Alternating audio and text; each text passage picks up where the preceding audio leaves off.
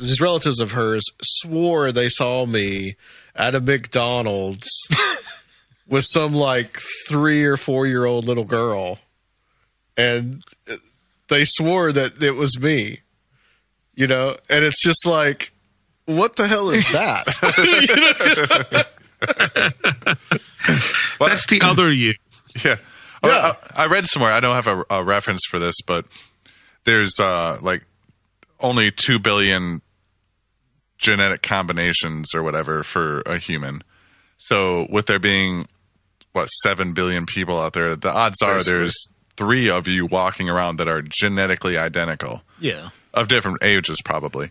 And that's people that are 100% identical. So if you get variations of that, that's going to grow exponentially, you know. Mm-hmm. There probably are like just a crap ton of people that look very, very similar.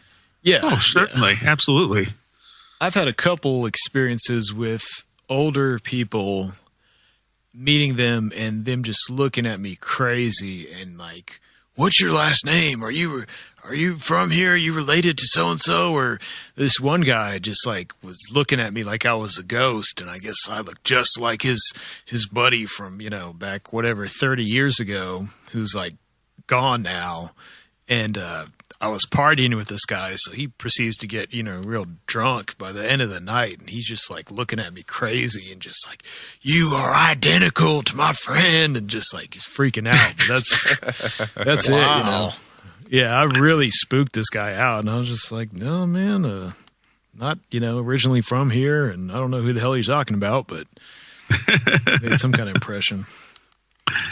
Yeah, I mean, that definitely happens. I've had people, you know, send me pictures and be like, this guy looks kind of like you. And it's like, huh, he does. Yeah. A lot of times, too, people will have, like, maybe they'll dress the same, or maybe they'll have, like, the same kind of facial hair. You'll see that a lot. And maybe, like, similar. A lot of people look similar, so, you know. Yeah, so, I mean, you'll see that. So that's why I think that I don't know if there's anything like whoever that guy was with the little girl. I don't think that was my future self or somebody from an Adam Sane from an alternate dimension or anything like that. It was probably just a case of mistaken identity. But they said, you know, they swore up and down that it was me, you know. Well, if they had gone over and talked to you, I think that would be different, you know? Right. And but some of the really weird stories are just, you know, you'll and I think this goes into another thing I wanted to talk about. I think this is the whole Vardagar concept. Oh yeah, Vardogar, yeah. Is there a metal band called that? I would think so. some black Swedish metal band. But I think there is, actually. Look it up on the Encyclopedia Metallium, isn't that what it's called? Yeah, there is. Oh, yeah. I just did. Yep, it is. What country are they from? Norway. Yeah. Oh, it is a Norwegian word, so. Yeah, okay, cool. Yeah. Cool. But they are a progressive melodic death metal band. Of course. There we go. But, I mean, that's a whole other thing where I think the concept is that people will see like a relative. No, it's hear it. You only hear it. You only hear it. Okay. I'm pretty sure Vardogas you only hear. You don't actually see it. So you'll hear somebody come in or you'll hear something happen. And then when you go to check on it, there's nothing there. But then like a half an hour later, that exact scene plays out with the person like coming home or walking in or whatever. And it plays out exactly the same. Yeah, see, that sounds like something like time. Or either a time slip or some kind of precognition. Yeah. You know, you're hearing it before it's happening. But people will also see someone walk in and they'll say hello to them or they'll pass by and then a few minutes later same person walks through the door. Yeah, I don't think that qualifies as a Vardogar, though. Yeah, more the doppelganger thing going on. Yeah, that's still, I mean, it's really, really strange. Like, what in the hell is going on there? Yeah.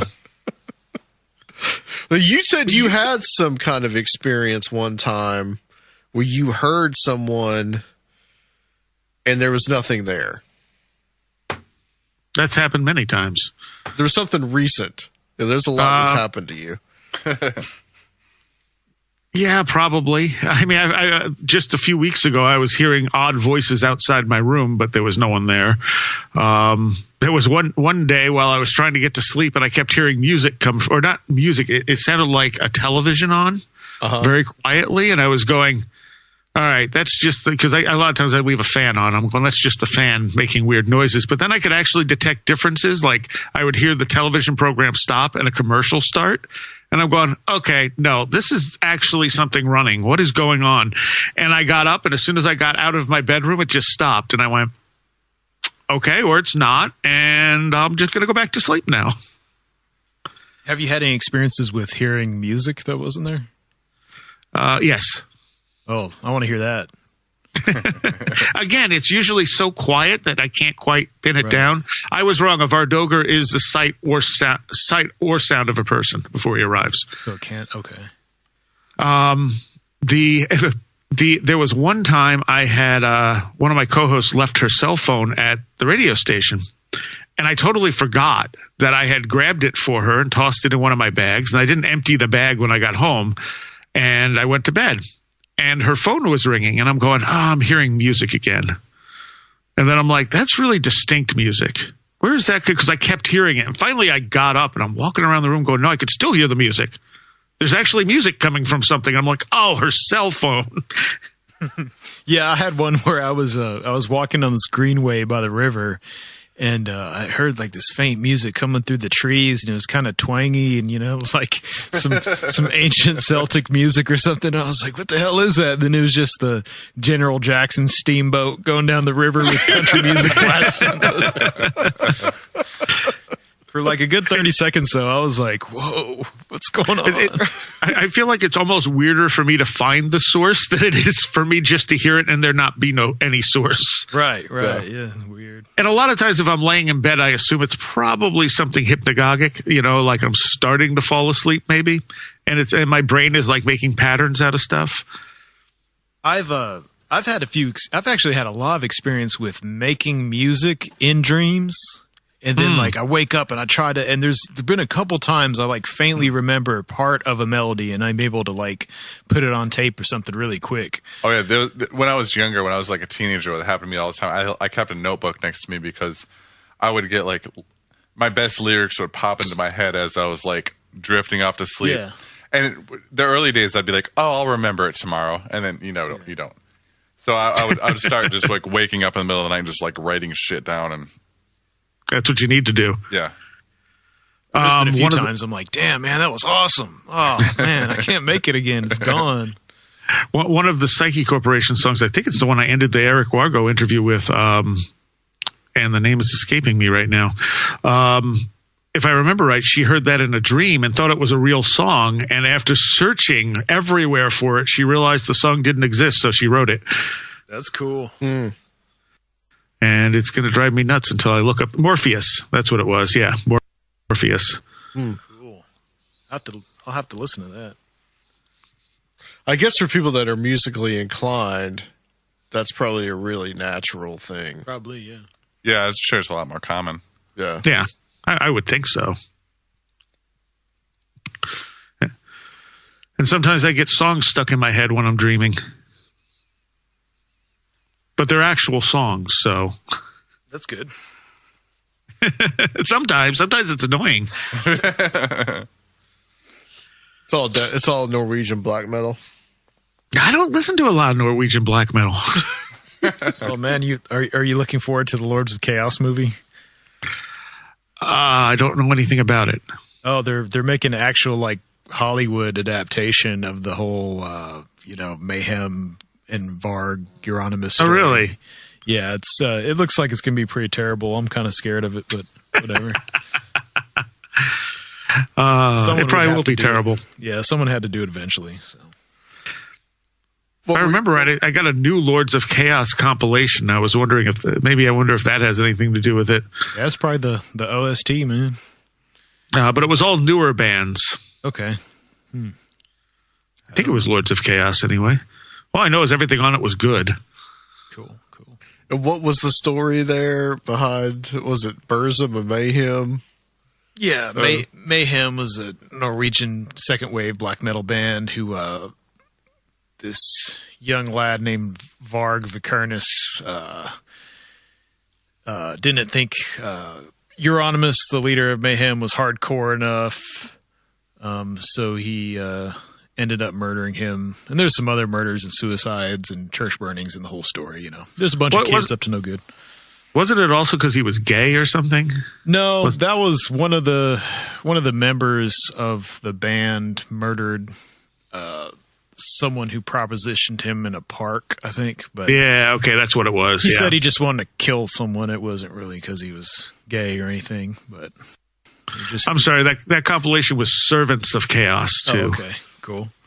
Well, what was the whole thing? There was like a guy that killed himself or something. Like he blew his head off and. Yeah, then I believe it was a drummer for Mayhem at the time. Left a note that said, sorry for the mess. Yeah, they took a picture of it and used it for like an album cover. Yeah, I heard about that. And ate a piece of his brain and made a necklace out of some pieces of skull. Jesus. You know. The real deal. You know. Yeah, hardcore. But that's what you get, you know, with such a tolerant society like Scandinavia. You know, the kids got to rebel and, like, you know, we got to take it a step further because it just won't work. Well, you know, it's also, I think, when you're up in those northern latitudes, it's there's not a lot to do sometimes. Yeah, I bet.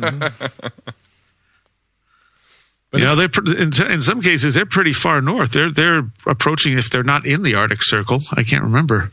So there's a lot of sociological kind of study of that time period, and is mostly known in a book called Lords of Chaos by Michael Moynihan about that whole kind of scene. And you know, he gets into some of the kind of like, I guess, a Jungian view of it too, and you know, all these, and you know, it became characterized as them like you know, getting back in touch with their Viking roots and this, you know, anti-Christianity thing. So pagan revival.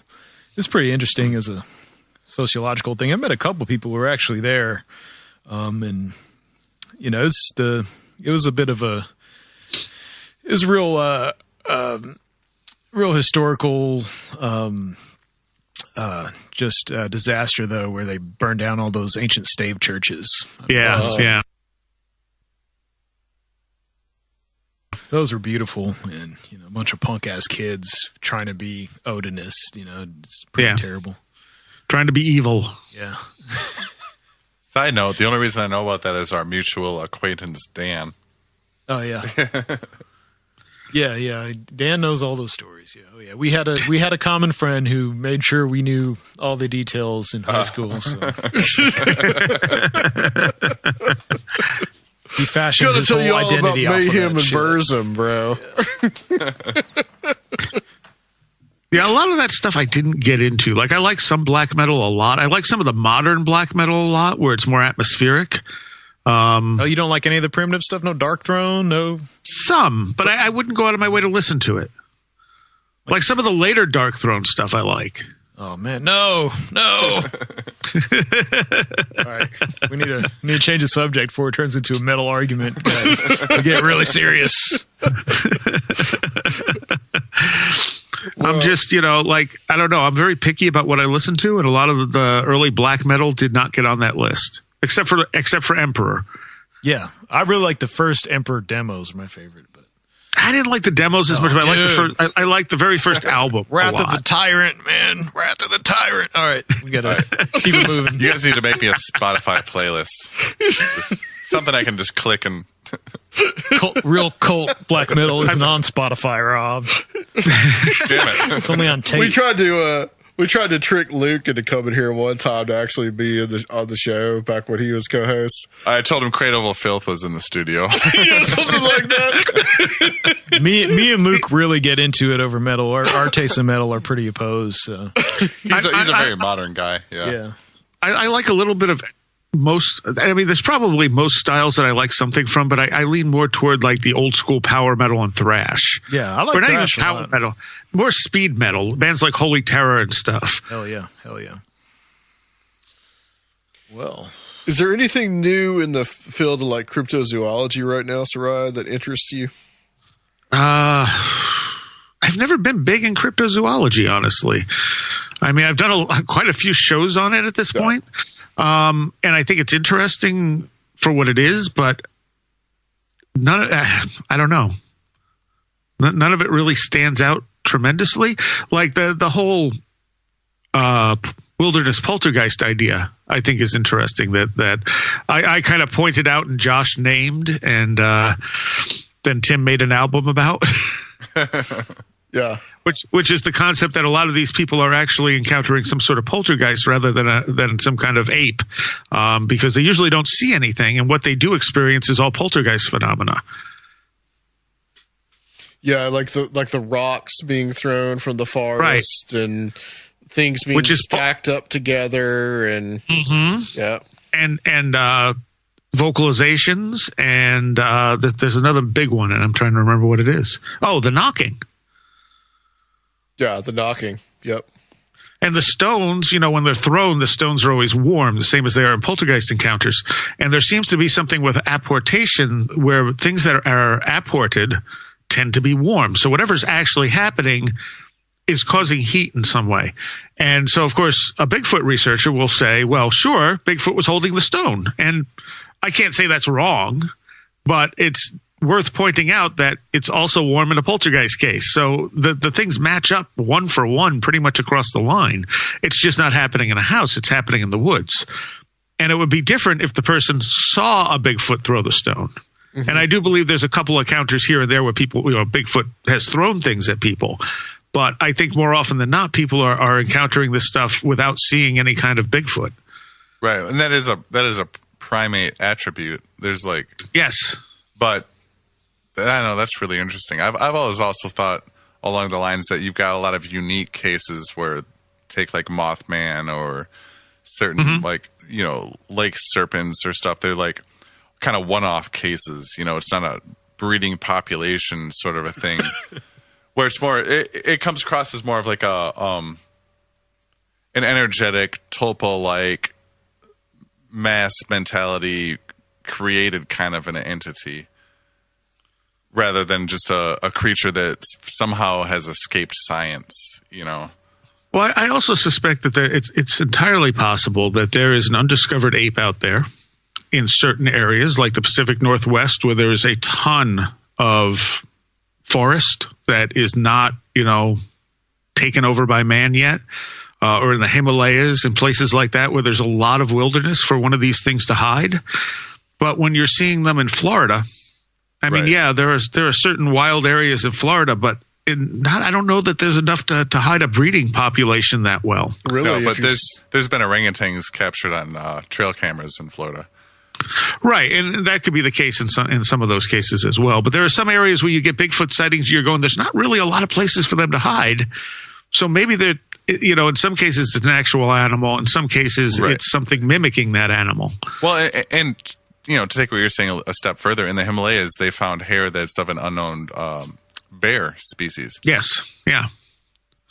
Not that tells us anything, unfortunately. No, other sadly. Than there's something else out there we don't know about. But that's optimism. I mean, that's enough to give me hope for there's obviously a large mammal that science hasn't discovered. Know about. Yeah. Yeah. In these remote locations. And when you look at the way paranormal phenomena mimics reality, it wouldn't be that surprising to see Bigfoot mimicked.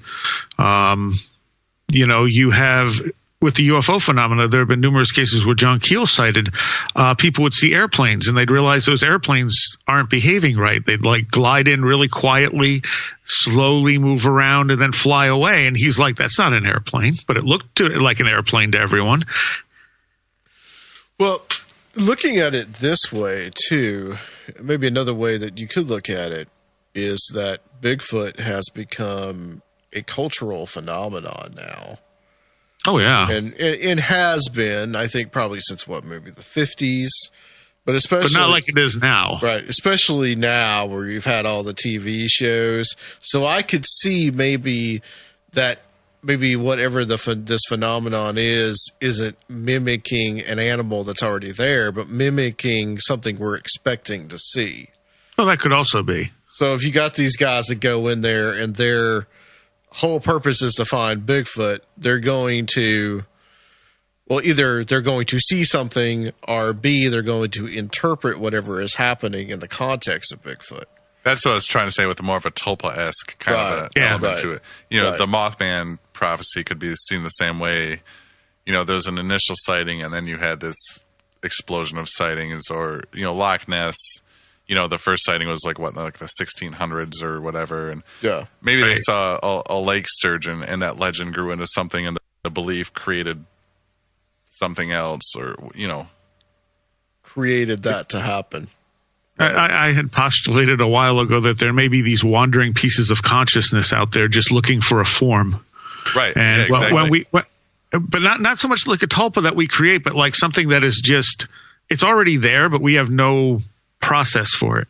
So we give it its process, you know, we give it the camouflage it then takes on. Right. Well, I guess that's how I think about a tulpa. It's not something that's generated in the spot, but something that's trying to find a way to represent itself to us. Which you could also that whole egregore concept, which is really interesting and really complicated. Yes. I mean, but that in and of itself, where you have this, we generate this image, we generate this tulpa, but something else of intelligence comes down and inhabits that form. Right. You know, I mean, that could very well be the mechanism that we're really getting towards. You're not a big flannel man guy? I mean, the flannel man stuff is interesting. I just listened to Tim's latest show where he was talking about the jumping Frenchman, and that was really interesting. Yeah, that was. I'm not sure what to make of it yet. Yeah. I think it's just a Pendleton marketing campaign myself. Well, Tim was he was talking about this idea of like, if you guys, I don't know, did you guys listen to that show, Strange Familiars? Yeah. Sometimes, yeah. Yeah, so this is actually something that I think like that would happen in like Maine, Michigan, Wisconsin, these areas, called jumping Frenchman syndrome. And it was these guys that would be out in isolated in these logging communities for months, years, whatever it was, and they developed some kind of strange neurological disorder where if you told them to do something, no matter, you could tell them to kill themselves, they would do it. But you have to startle them. Yeah. Oh, yeah. Okay, that's what it was. So if you came up behind them and poked them and went, jump, they would jump. Yeah. So they call them jumping Frenchmen. Right. And so they would pick on them by making them do things like jump off boats into the icy rivers and stuff because, you know, they were bored. But there was one case they were talking about where the foreman was kind of a jerk. And his kid was there, and he was showing the kid around, and he went up and he's like, watch this. And he goes up to the guy who's cutting wood, who has jumping Frenchman's disease, and he pokes the guy and tells him to throw the axe. And the kid had just walked in front of him, so he immediately throws the axe, and it went right through the kid's head, killing his son, which he then turned around and killed the guy for killing his son. And I'm thinking, it was your fault, you know? Jesus. Yeah. So Tim's kind of postulating, I think, that these are, I don't know, is he thinking these are spirits, or these are some kind of archetype of these, or they're out of, or OBEs of these people actually experiencing this. Yeah. Which I'd have to cut across time, because you don't really hear about jumping Frenchmen so much anymore. I'm sure it still exists. Yeah. I don't think you heard about it a lot at any point. It was just, because it was just certain isolated communities. Yeah, I had never heard anything about that. But I'd heard the term, but I didn't know anything about it. Something I recently came across that I'd never heard of before is the bizarre plagues, like dancing plagues or laughing plagues. St. Vitus dance. Yeah. Like people like literally laughing themselves to death and it being contagious. And That's something Kundalini can do. Huh. Although I don't know that anyone's ever laughed themselves to death from it. But it is contagious where you can touch someone and spread it. Wow. Generally, those are put down now, I think, to like mass hysteria. Right. Yeah. But you could be right about that, Soraya. They are, but it's still it's not really a satisfying answer. Like, that's just so bizarre. Yeah. It's very strange. It's strange. The dancing plagues where people were just they couldn't stop dancing. So priests were trying to they're like, all right, let's bring in a band and give them a beat to dance to. Maybe that'll cure it. And there's been more recent things too where I can't remember what the girls' school one was. There was this girls' school where all the girls started having this very weird thing happen to them, and they were putting it up to mass hysteria, but that's just because they couldn't figure out what was going on. And for the life of me, I can't remember what it was.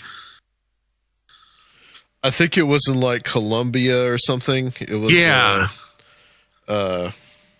was like a girls' school where they were saying that everybody was being possessed. Yeah, but I think it had some very down to earth symptoms, Yeah, I'm looking it up here in the. Yeah, I'm trying to look it up too. Book of Knowledge. See if we can find it.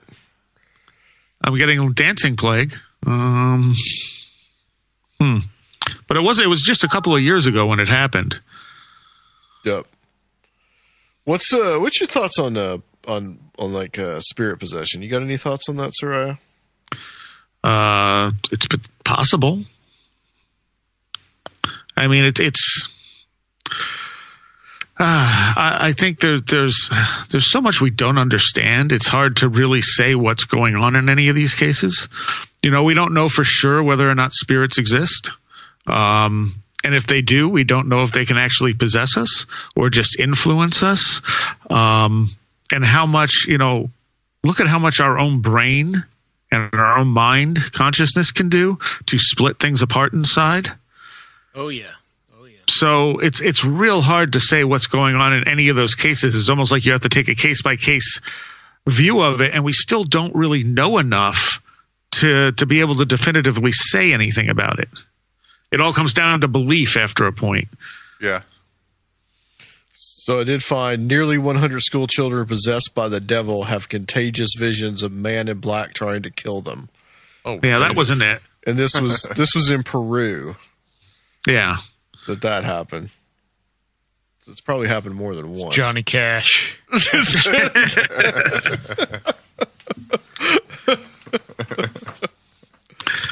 Yeah, I don't know about sometimes with demonic possession. I don't know what you really are dealing with. That's and again, that one's. I know we've talked about this on this show before. Yeah. I mean, what's a demon?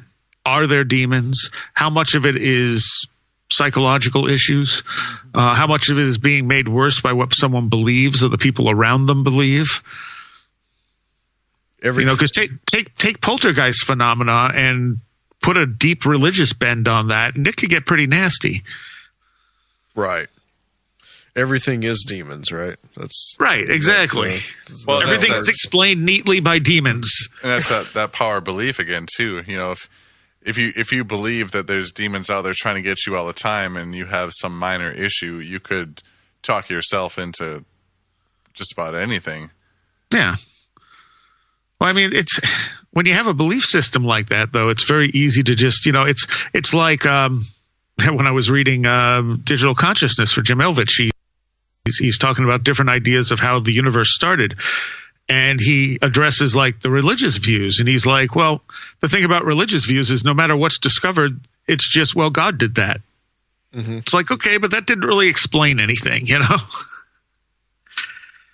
And it's belief. And most of these things are belief. There's so much in our world that really does come down to belief. However much people want to believe that they're being scientific or whatever, data is very fluid. There's very little we really truly know. I mean, we have ideas, and those ideas constantly change if we're open-minded, including in science. Although sometimes with science, it takes a little longer for new ideas to kind of break through because no one wants that change, you know? Yeah, people invested in certain ideas. That's why we're still looking for dark matter. Yeah, that's true. You know, there is a plethora of evidence for psychic ability, like more than enough to be accepted scientifically, and it's still not accepted scientifically because it doesn't fit the paradigm. However, dark matter has been pretty much routinely thrown out by most serious physicists and cosmologists because there's zero evidence for it, but they're still out there looking for it, and it's still a big word in, you know, like popular science. Yeah, that's very, very true, Soraya. I don't know. It's a hard thing when you're dealing with this with all the kind of subjects that we talk about, because there is kind of like a belief system dealing with it, but then you get into science as well, and you can see that there's a certain amount of like they have to put in their own beliefs into their science. I mean, there's physical, testable aspects to science, but then there's also, you know, where what you just said is a good illustration of that. Like, we're trying to still prove this theory that we can't quite prove. Everything's theoretical at some point. Yeah. Right. Exactly. And there's, you know, but you have to test those theories. Yeah. Right, but they've found, you know, in reviewing some of this stuff, they found so many of the stuff that was accepted test-wise wasn't really looked at critically and wasn't actually repeatable. Not everything, of course, but they found that what happens is if something fits the paradigm, it's more likely to be approved if it, you know, shows the result they want than if it shows the result they don't. And that's just human bias. It's the way we are.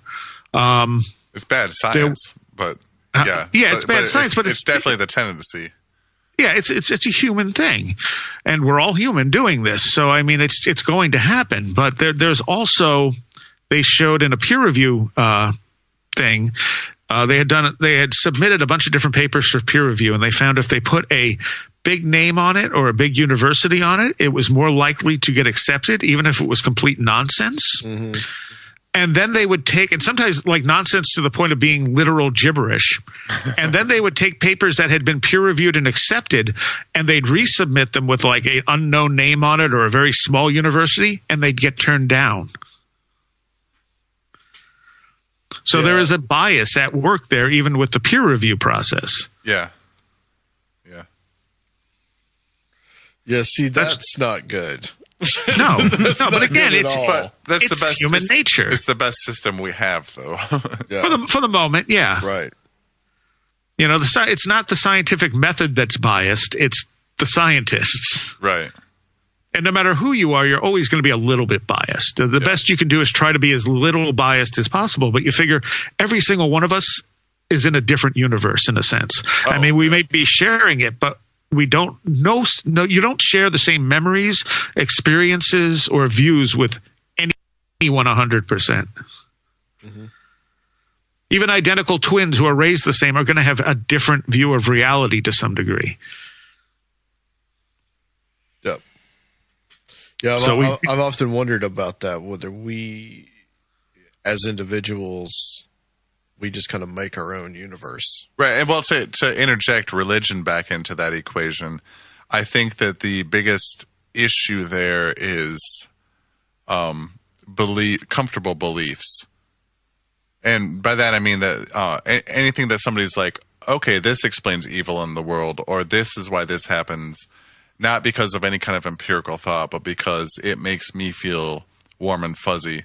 Those are the kind of things you got to be kind of careful about when you're blending your kind of general spiritual outlook with what you're trying to figure out as far as truth and what's really going on behind the scenes, you know? Yeah. And you have people, and I have a friend who was having what sounded very much like sleep paralysis. and he would see grays like in the other room slowly moving toward him, and it would freak him out. And one day he called out to Jesus to save him, and they went away, and it didn't happen again. Or if it did, I think he did the same thing, and they went away, and eventually it stopped happening. So it kind of moved him toward being more religious. And there are a lot of people out there, and I'll see comments on our YouTube videos and stuff of people being like, all you have to do is invoke the name of Jesus. And I'm thinking, right, but it also works if you believe in something else and invoke someone else's name. It's not just Jesus. It's just that's that person's experience. It's their belief system. And when they do that, it's just confirming their belief system. You know, it's like, oh, my God, I called out to Jesus and he saved me. He's real. This is my proof. Without realizing that, you know, other people have called out to other entities and also had the same response, which may mean that it's more a belief thing, that, you know, these things are, and especially with sleep paralysis, whereas there may be some other interaction in there because it is an altered state of consciousness, a lot of it is probably completely internal. So if my friend says, he calls out to Jesus and these things go away, it's because at least some part of him believed that would help. Right. But to a lot of people, that's confirmation. You know, it's absolute solid confirmation. It's like they've done studies on prayer and they've showed that prayer helps, but it doesn't matter who you pray to. Yeah, and that. Go ahead. Yeah, go ahead. Finish. I was just going to say that implies it's the intent behind it, not it's not that it's actually another entity responding. Right, I totally believe that. I think belief is an incredibly powerful thing to our psyche and to whatever energies we're interacting with, you know. Right. You know, I'm okay with that if that person, you know, if that shores up their belief, if that stops that experience for them. Oh yeah, absolutely. You know, because that's something that person can hold on to. Yeah, if it works, do it. Yeah, exactly. They, I definitely have heard this a lot, and you know, I don't know if that's something that you can ever like intrinsically or empirically prove that actually happens. You know, I haven't heard too many. I haven't personally heard too many people like that call on, you know, Muhammad or Buddha or some other higher power. But Buddha's not really a higher power, right? Well, but it makes you think about it. It does make you think about how, you know, our whole phenomenon of that whole alien abduction thing. It is very much a Western phenomenon, right? That's what I was going to say. And Christianity is a Western concept. So these two things kind of match up together. So, well, and it could be that those ways of drawing upon that intention is just reaching something a little that's more universal. That the intent is actually establishing your connection with something more universal, and you have all these variations of some kind of universal power, some kind of underlying organization to reality or God, whatever you want to call it. And, you know, whatever your culture is, whatever symbols you use can put you in touch with this, you know, something like that. Right. And that's entirely possible. But who knows? It's just, again, you do hear more of the Jesus stories, and that's fine. If it works for you, you know, at no point am I telling people that they're wrong. It's just that that's their limited experience, and other people have other experiences, which lead me, who's trying to take a wider view of this, to say that there's something more than the simple interpretation going on here. Yeah, I mean, it's interesting, especially for I know for that, especially like in the East with, I guess, like religions that would seem more exotic to us, like Hinduism in particular. I mean, you can find a lot of people who say they saw these exact gods that look like the artistic renderings of them, and you know, you get that everywhere. And I think our universe is primarily composed of consciousness, and that being the case, none of that surprises me. No, yeah. because we do create it to some degree. It does morph to some degree. I mean, there's a consensus reality we share, but as I've also had experiences, there's times where two people can see completely different things right in front of them.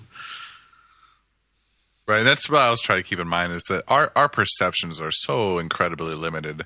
You know, we've got this tiny little cone of this tiny little spectrum of the electromagnetic field that we can perceive, and we pour 90% of our stock into that.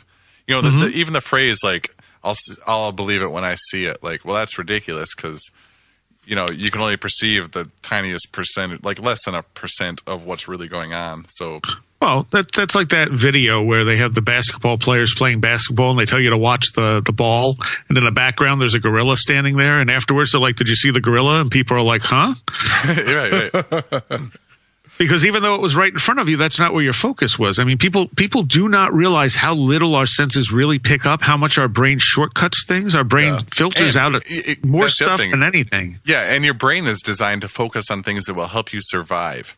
So right. You're actually, I mean, even in the limited stuff that you're perceiving, your brain is receiving a tinier percentage of that because it thinks everything else is not important. So we're living literally in different realities. All that a magician does when they do magic is just force the subject that they're doing that to focus on something completely different while they're doing something else behind the scenes. Right. Oh yeah. It's all about focus. I mean, that's what it's all about. Mm-hmm. But no matter how hard you try, you're never going to see it all. So, and all the stuff around us doesn't look like what we see. That's our brain's imaging center, putting all that stuff together and giving us some coherent image of it. I mean, for all you know, my blue is your red, but we both identify it as the same color. Right. Because there's no way we can check that we're all seeing the same things. It's just that we can all interact with this energy the same way. Yeah, you remember those silly internet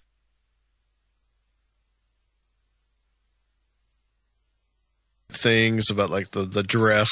What color is this dress? Yeah, but that was such a great example of that. And yeah. But I loved those because they pinpointed exactly how fallible our sense of everything is.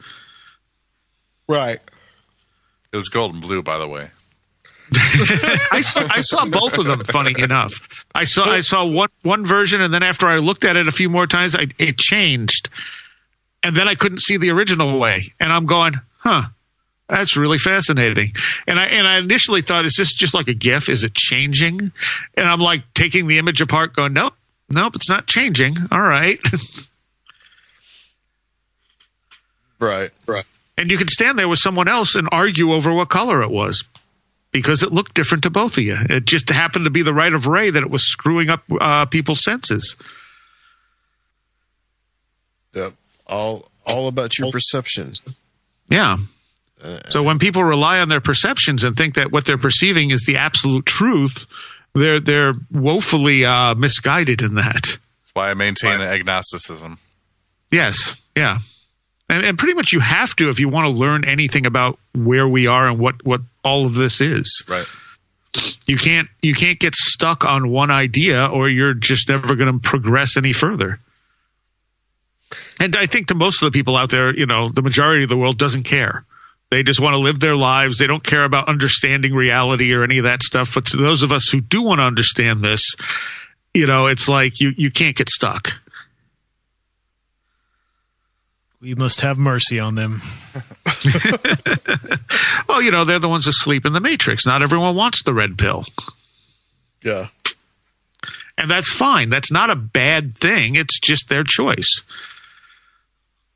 Yeah, it's absolutely fine, and that's something that anyone coming down this path has got to really deal with. Yeah. I mean, you get people who are like, we got to wake everyone up. It's like, that's never going to happen. You know, it just isn't. It's not the way the world works. Got to wake up the sheeple. Right. I mean, yeah, there are some things that people should have better awareness of, but still they don't care, and you're not going to make them care. So, Soraya, I know that you don't talk a lot about conspiracies on your show unless one of us brings it up. Wake up, Sheeple! Which Adam's about to do. Well, is there any particular conspiracy that you find, like conspiracy theory, that you find interesting? Oh, yeah. Yeah. I mean, I'm pretty much, I'd say 95% certain that JFK was not killed by Oswald. Sure. I think that stuff is really interesting and how it ties into people like the Bush family. What's his name? I always forget it when I need it. He does the Who, What, Why website. He wrote a book called The Bush Family Jewels. And he wrote it because he was curious where Bush Sr. was at the time that JFK was assassinated, because he heard an interview and someone asked, well, where were you when JFK was assassinated? He said, I don't remember. And he thought, well, that's weird because he was like a big politician at the time. How does he not remember? So it turns out he was in Dallas that morning. And at the time JFK, and he was in Dallas with a bunch of other big name people who were kind of in control of things. And then at the time JFK was shot, he was a short distance away giving a speech. And kind of like his son did when 9/11 happened, someone came up to him and said, hey, the president's been shot. And he kind of just very calmly said, oh, I've just been informed that the president has been shot. I'm going to, call to a close my speech now and have a seat. Like, it didn't particularly seem to shock him or anything else. He just very respectfully went and sat down. So it wouldn't surprise me to know if he had some say in there. I mean, he's had his hands in things for a very long time. His whole family has. Yeah. So, yeah, I think there is a conspiracy there to guide things toward that sort of militaristic takeover of the world. I think you see it in 9/11. I think Kennedy was the first shot. I think once they got away with that, they went, we can do whatever we want. I think they tried to kill Reagan to put Bush in power and failed. I think they had some hand in 9/11. I don't know to what degree, but the facts don't add up. And what does add up is when you find out that the Project for the New American Century, who involved people like Bush and Cheney and Rumsfeld, wanted a 9/11 type situation, what they called a new Pearl Harbor, so that they could go in and militarize the Middle East. That's right. Which is exactly what they did. That's right there in the Project for a New American Century report. Yep. So right, exactly. This is somebody brought up to me the other day. Have you guys ever seen the show Adam Ruins Everything? It's not I've Adam. heard of it. Yeah, I know. I've never watched it. Yeah. There was an episode about how conspiracy theories are dangerous. Oh, yeah. Well, that's the big thing now. Yeah. Is it? Yeah. Okay, so I just wanted to bring up the dichotomy there between kind of a watchdog mentality, how it's important for the population we're part of the checks and balances. We're supposed to be there to keep an eye on the government. We're supposed to make sure that things are progressing and moving the way we want them to. That's an important thing. As I understand it, that's how democracy is supposed to work. Yeah. Exactly. Right. But there's also the feeding off paranoia, extremist kind of stuff going on, which is what's normally labeled a conspiracy theory, which is not the true definition of it, but that's what the modern connotation of that word has become. Somewhere in there, there's a balance, or there's a middle ground. Yeah, and I don't know. I guess it's all about definitions at this point. Like, they've redefined so many things.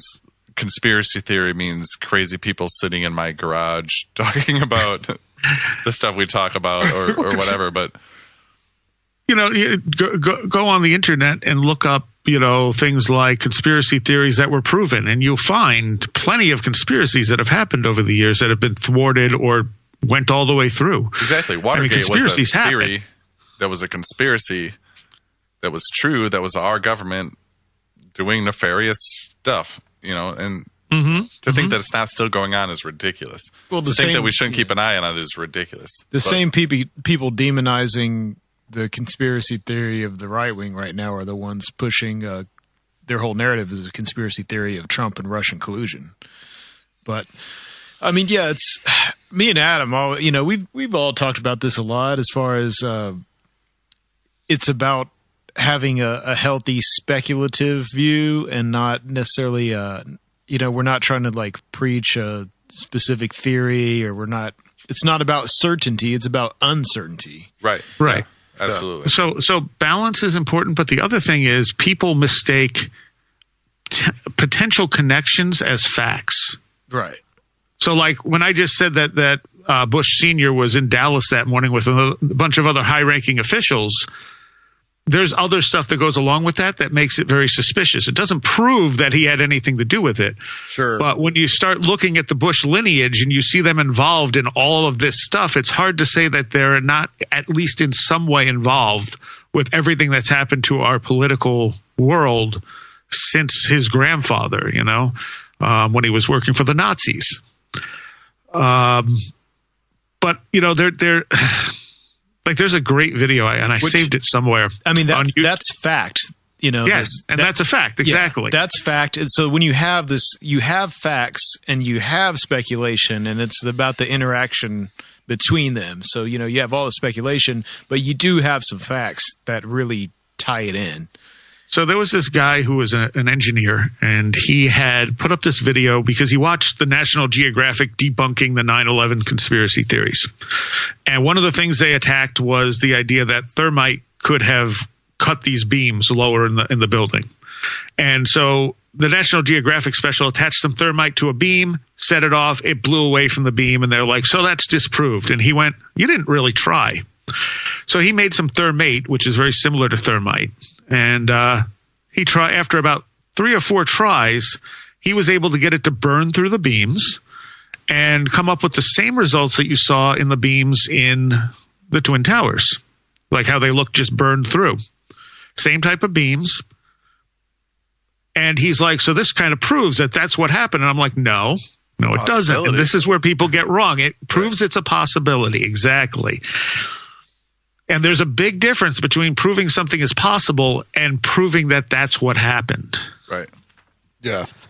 Part of an aspect of all this is that we really don't know what happened. No. Again, we don't. We may never know what happened. And that's why I stay away from so much of this stuff, because it's like going down a rabbit hole. Mm-hmm. I mean, I will say about 9/11 that we were lied to. I don't know to what degree. I don't know fully why. I mean, it could be anything from they knew something was going to happen and let it happen to they had their hands directly into it. But the true story, the true version of events that they're giving us does not hold up to scrutiny. Right. There's something fishy here that we should all be questioning. And that's usually my point on a lot of these things, is that we should all be looking closer at this. I don't know what it is, and I'm not telling you what to think or what to believe, but I'm just saying, look at it. And don't mistake possibility for fact. Right. I mean, like JFK, there's solid evidence that whatchamacallit could not have shot Kennedy with what we know happened. Everything from their ridiculous magic bullet theory to the number of shots that were actually fired versus the number of shots that could have been fired from that gun don't add up. Right. So even if Oswald was up there and there's evidence he wasn't, there were other shooters. There had to be to make that happen. What that doesn't tell us is who the other shooters were. Right. There's some obvious, so many people hated Kennedy for the stuff he was doing, including members of our own government. It could be any mix of things. And we're really not sure who they would have been either. Right. Right. Well, that's what I'm saying. We can guess, but we don't really honestly know. Yeah, I think another side to a lot of these things is like it's easy to look at the situation and say these are the people that benefited from the situation, but we don't know if they're just opportunists. Yes, because I think most politicians probably are, or if it was something set up by the people that were there to benefit from the situation. Right, exactly. And things like the New American Century, the project for the New American Century, That's a little, I think that's a little stronger evidence than some other things, because they literally said this is what we need to happen, and a year later it happened, and they were the ones who had the power to make something like that happen. But again, it doesn't say how much control they had. They could have just been very lucky that this happened on their watch right when they needed it to. It's some really good luck. Yeah, it is. I've always looked as far as like 9/11 in that case, that you could have like had, at the very least, it was allowed to happen. Right. And that, that it, all that could be true. Al-Qaeda hijacked those planes. The towers fell because of the planes and because of the fuel, and no bombs in the building or thermite or any of that. But at the very least, it was allowed to happen. Yeah, it's to occur. So what is it? Building 7. Building 7 is what always gets me. That's the one that gets a lot of people. Well, I know a bunch of people who are very much believers in the official version of what happened, and for Building 7, I think it was Paul Kimball I was talking to, actually, who believes the story that the government told about. I had him. It's one of the only times I've dealt with conspiracies on the show. I had him on to talk about his feelings on why he felt it was that we were told the truth about this. And he's like, well, look, NIST, put this report out about how Building 7 fell. And so then I started doing a little digging into the NIST report. And I found that the NIST was not assigned to figure out how Building 7 fell. NIST was told Building 7 fell from office fires. Figure out how that happened. That is not the same as telling them figure out how the building fell. Right. So they came up with a potential explanation. It took them 7 years to come up with a possible explanation how office fires could have knocked this building down in the way you see it fall. Yeah. Randomly on the same day, with a building that's got all these ties to all these government agencies. That's such a crazy coincidence. I don't understand how that doesn't raise flags with everybody. Yeah. And I mean, Occam's razor says that's not how the building fell. Right. But they've at least created a possibility. And if you read through the report, it's like, okay, it took you 7 years to come up with this. Well, there you go. Just like the magic bullet. I mean, when the official story starts sounding like crazy speculation, I think that's when you really you got to really look at it. But you have people who don't want to believe that any of this stuff is possible. So then you end up with like these two sides, the extreme believers and the extreme conspiracy theorists.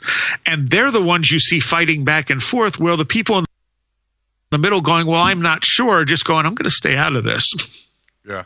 I think that's the best tactic for them. Yeah. Yeah. Honestly, like. Yep. I mean, I gotta say, Discord is a powerful tool. Yeah, I'm a lot less into trying to think I can get to the bottom of these big geopolitical things, like what happened as a result of 9/11, and even something like what's been going on in the Middle East since, what's been going on in Syria, etc. But to not acknowledge that type of world that is in high finance, military industrial complex, and the intelligence world together. I mean, it's a murky, dark place. Right. And to kind of ignore that and think that things are as they seem, I mean, that's just hokey to me. That's my whole platform is we have precedent. We know the government will do horrible things. Sure. If they need to. I'm not certain about what happens. I just have a radical disbelief in a lot of official narratives. Yeah, and there's just all these world-changing events are just so bizarre. How can you not believe that there's something more going on than the official story, whatever that might be? Yeah. My favorite conspiracy theory, though, is still that. Well, actually, it's a tie. I have two favorite conspiracy theories. One is that Morgan Freeman is actually Jimi Hendrix. That's the first one. Oh, I think I know the second one. And the second one is that Barack Obama is the son of Hitler's daughter and Malcolm X. All right. Wow. I haven't heard that one. I thought you were going to go with Alex Jones as Mike Hicks. Yeah, I thought it was the Bill Hicks thing. Well, I mean, that's my that's a good favorite. one too. That's Well, we did not expect to get all that out of you, Soraya. Thank you. I'm also thrown by the we didn't go to the moon type of stuff. oh yeah, Yeah, I think we definitely went to the moon. I think, you know, and the thing is when they talk about like What was that? Shrug. huh? Who shrugged? I did. Well, you know, when they talk about whatchamacallit potentially having filmed it, it does kind of make sense that they were not going to show us anything if anything went wrong. yeah. So I think if we went to the moon or not, we were going to the moon. You know, if that capsule blew up halfway there, we were still going to the moon. You know, we still would have seen them land on the moon and go through all the motions and stuff, probably because they filmed it. They may have also not wanted the Russians to see the equipment we were using, so they may have not shown us everything that actually happened. I mean, there are very basic national secrecy type of things that would explain why some of the stuff happened that is supposedly happened, like this stuff being filmed on a soundstage. For sure. So And- you think that's a possibility? I think they probably did film it. I think if they were smart, they filmed it. They were smart. Yeah. I think we did go to the moon. I think we did make it there successfully. I don't think we'll ever find out totally what they found there, because I think they probably found stuff they couldn't explain and just never mentioned it. The Nazi base. Yes, a Nazi base. That's a good movie. That is such a good movie. I don't know. I think that I don't know. I honestly think that we went to the moon and they've showed us what they showed us, and I think it just we seems may like have seen exactly what happened. It's entirely possible. But some of the people who criticize it do make some good points. Yeah, most of the arguments I've heard about are about lighting issues and the way the flag moved and all that. All of that's been explained. Yes, yeah. To me, in a very plausible way. I think the one thing that gets me is that they talk about how the astronauts move very slowly in weightlessness, and as we know now, that's not the case. But it's what was believed in movie sets and stuff prior to us going up there. I guess I haven't seen that. Yeah, I do have a lot of faith in the astronomical community, though, is really active in communicating with each other, and I'm not, my skepticism it ends with really thinking about how hard it would be to pull that over the astronomical community. Oh yeah, and there are mirrors up there. You know, you can shoot a laser at a mirror we left on the moon. Yeah. But I had a friend recently saying to me, well, why can't we see any of the landing sites up close? And I'm like, because our telescopes don't do that very well. You know, I mean, you can see the landing sites. You can see where they walked and stuff. It's just not super up close. I think the real question to me has always been not that we went to the moon, but why we didn't stay there, why we didn't go back. Right. I've never heard a really good definitive answer on that one. It's just a big dusty rock. Well, but there are resources there, and now that's why we're looking to go back. Yeah. But I think it also became bureaucry. Yeah. You know, they didn't want to fund it. Yeah. I was going to say, it's not physically viable. There was this whole one of the things that really gets me is how conspiracy stuff is portrayed on social media.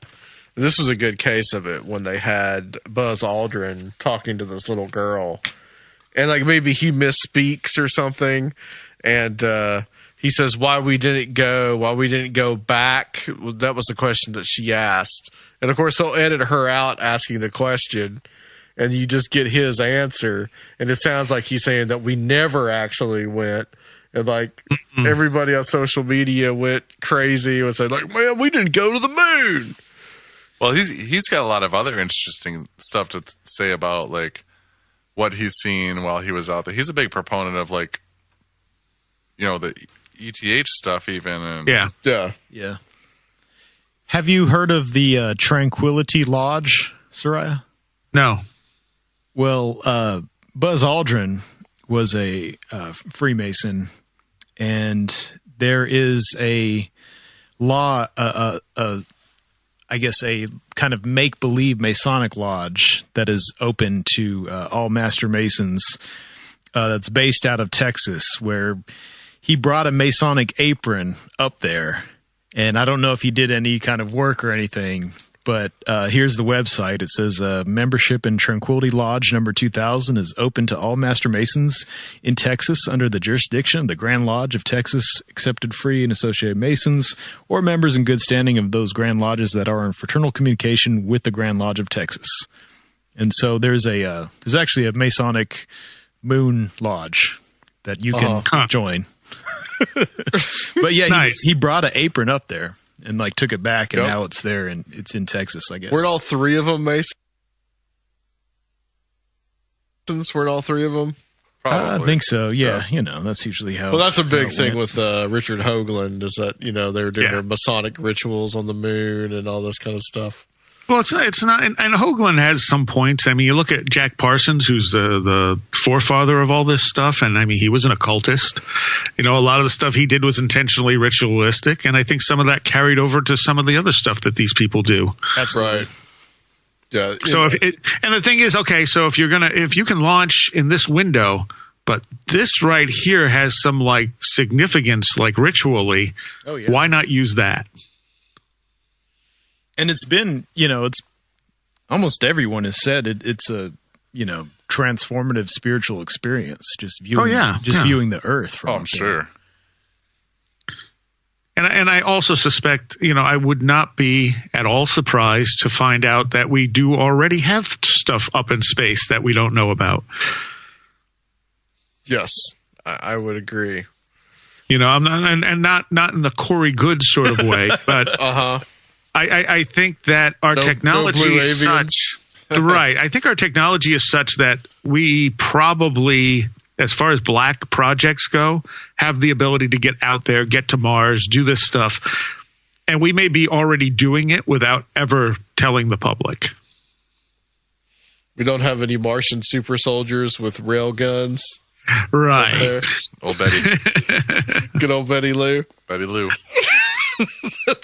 That's a reference to a much earlier show. Anything that you're seeing in the UFO field right now that interests you, or is it just kind of drying up? I haven't seen anything new that's really struck me.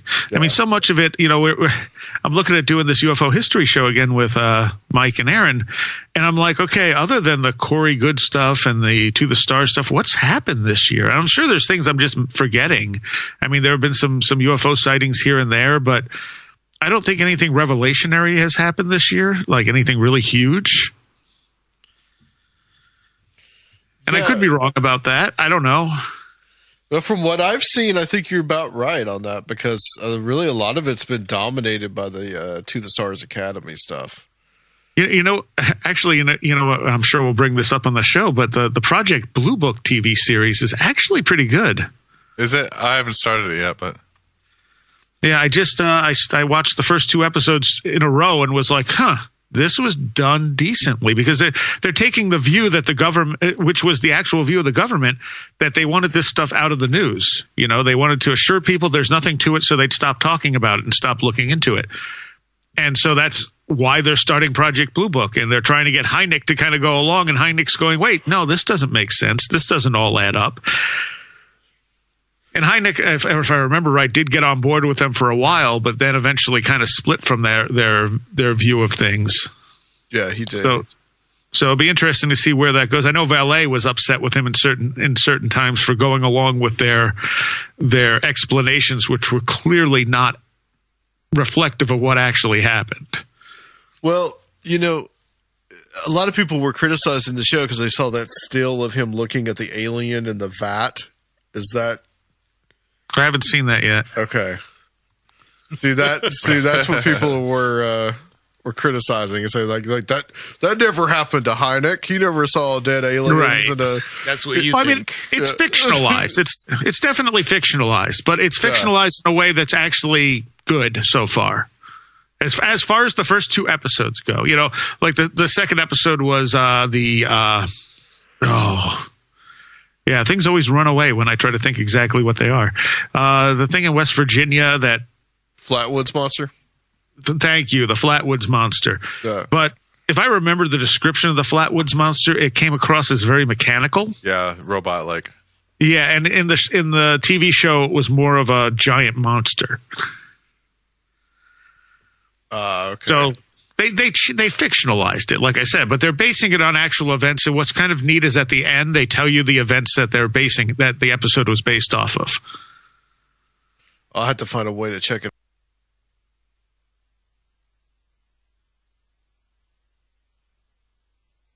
No, I don't have the History Channel, so it's surprisingly good because when I first saw it come on, I thought this is going to be nonsense.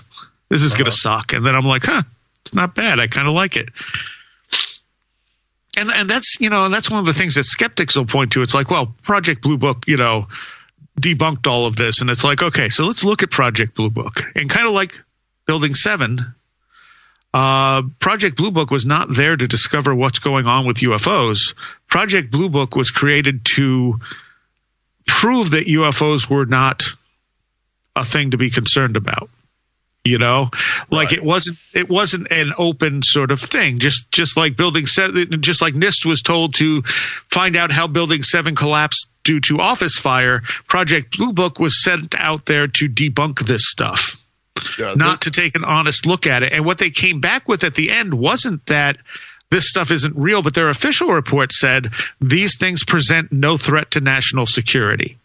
Right. Yeah, that's what all they said. Yeah, that's true.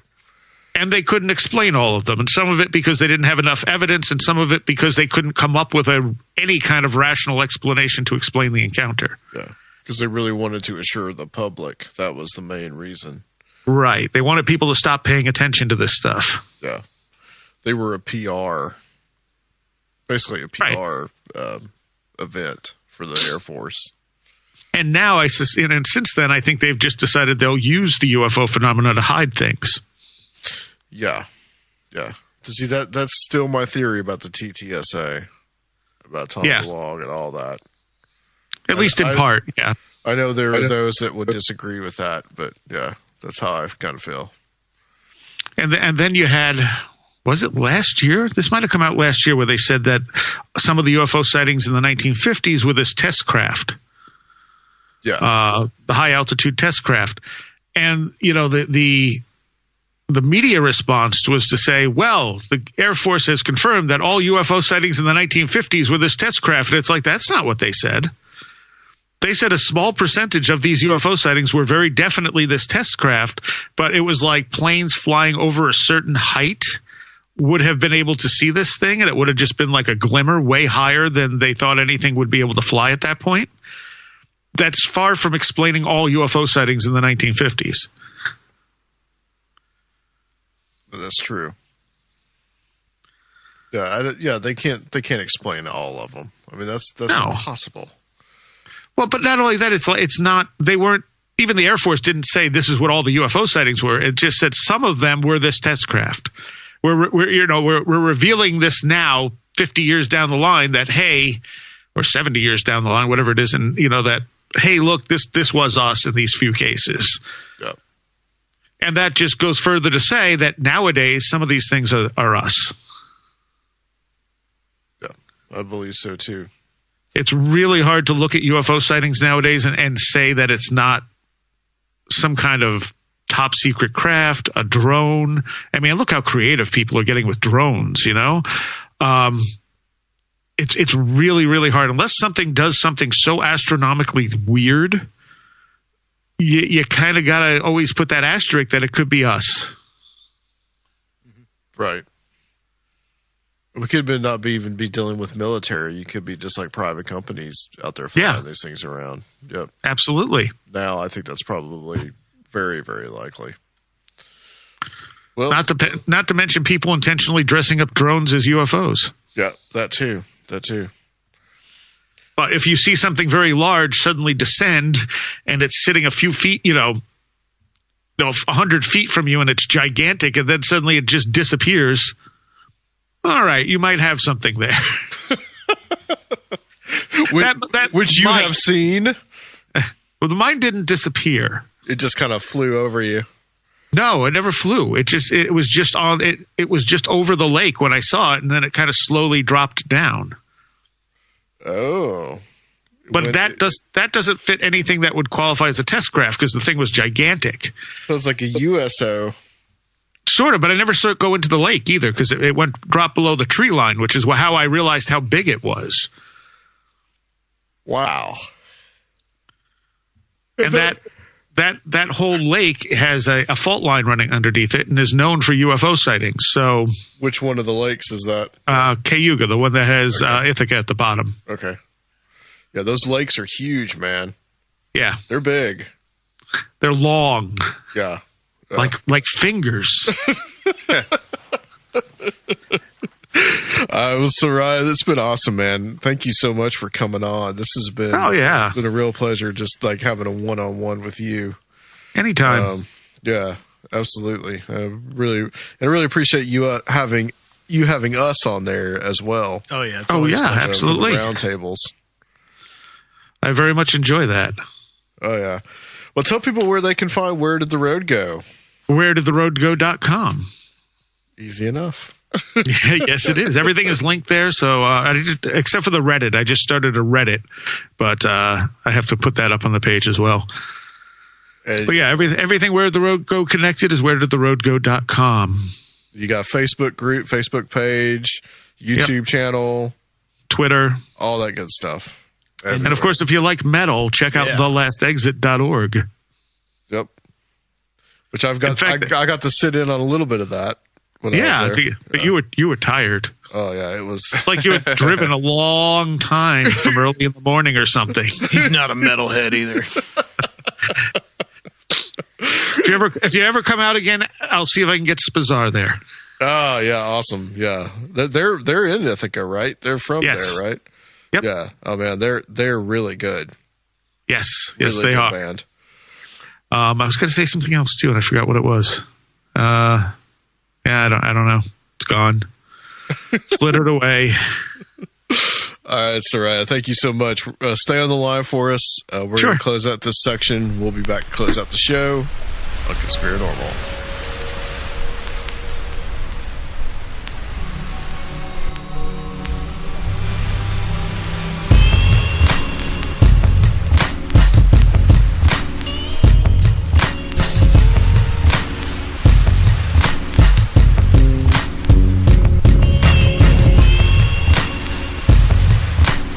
Adam's too warm. I'm going to bring us in. Welcome back, everybody. That was awesome. I love having Soraya on. Yeah, that was great, man. It has been way too long since we've had just Soraya on the show. Yeah, by himself. Yeah. Right.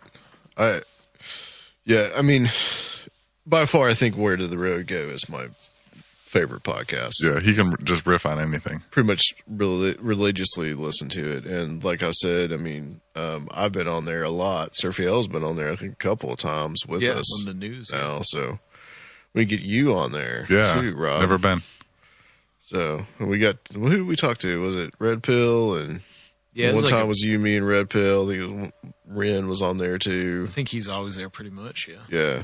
So he's just got a revolving cast that he and they're all that he uses, and they're all pretty much like our friends too. So Road Go is pretty much like a sister show, really, to us. Yeah, you know the way I feel about it.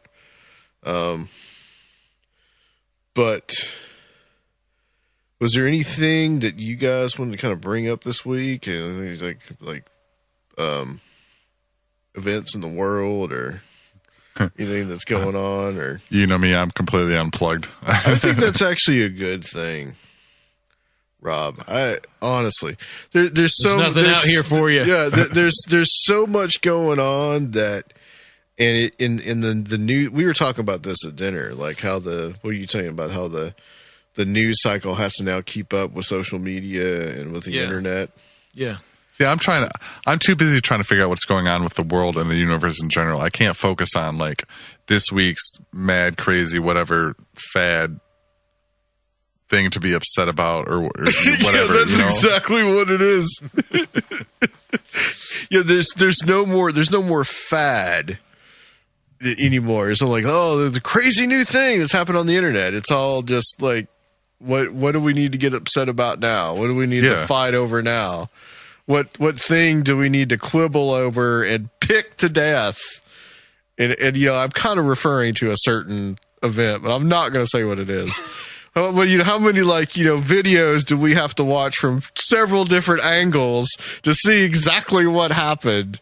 And then how much do we have one side that says something about it, and then you got the counter strike, and it's just like, and then it's over in a week, and then you move on to the next. And nothing has thing. changed. And ever. Nothing has changed. Yes. And we still don't know if there's dark matter or not. We don't know if that's there's what dark I'm thinking matter. about. Yeah. That's why I lay at night thinking about it. Right. I mean, and if you ignore it, then it's usually gone anyway. But you at least have somebody in your household that keeps up with the latest things that are going on in the world. Yeah, I get little updates here and there. It's like, it's like Kanye West. If we just all decide to ignore him, he'll go away. He will. I promise you.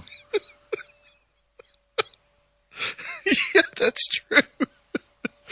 Rob, you had some reviews that you wanted to read. Yeah, last year was such a great year. We had so much more support from the fans.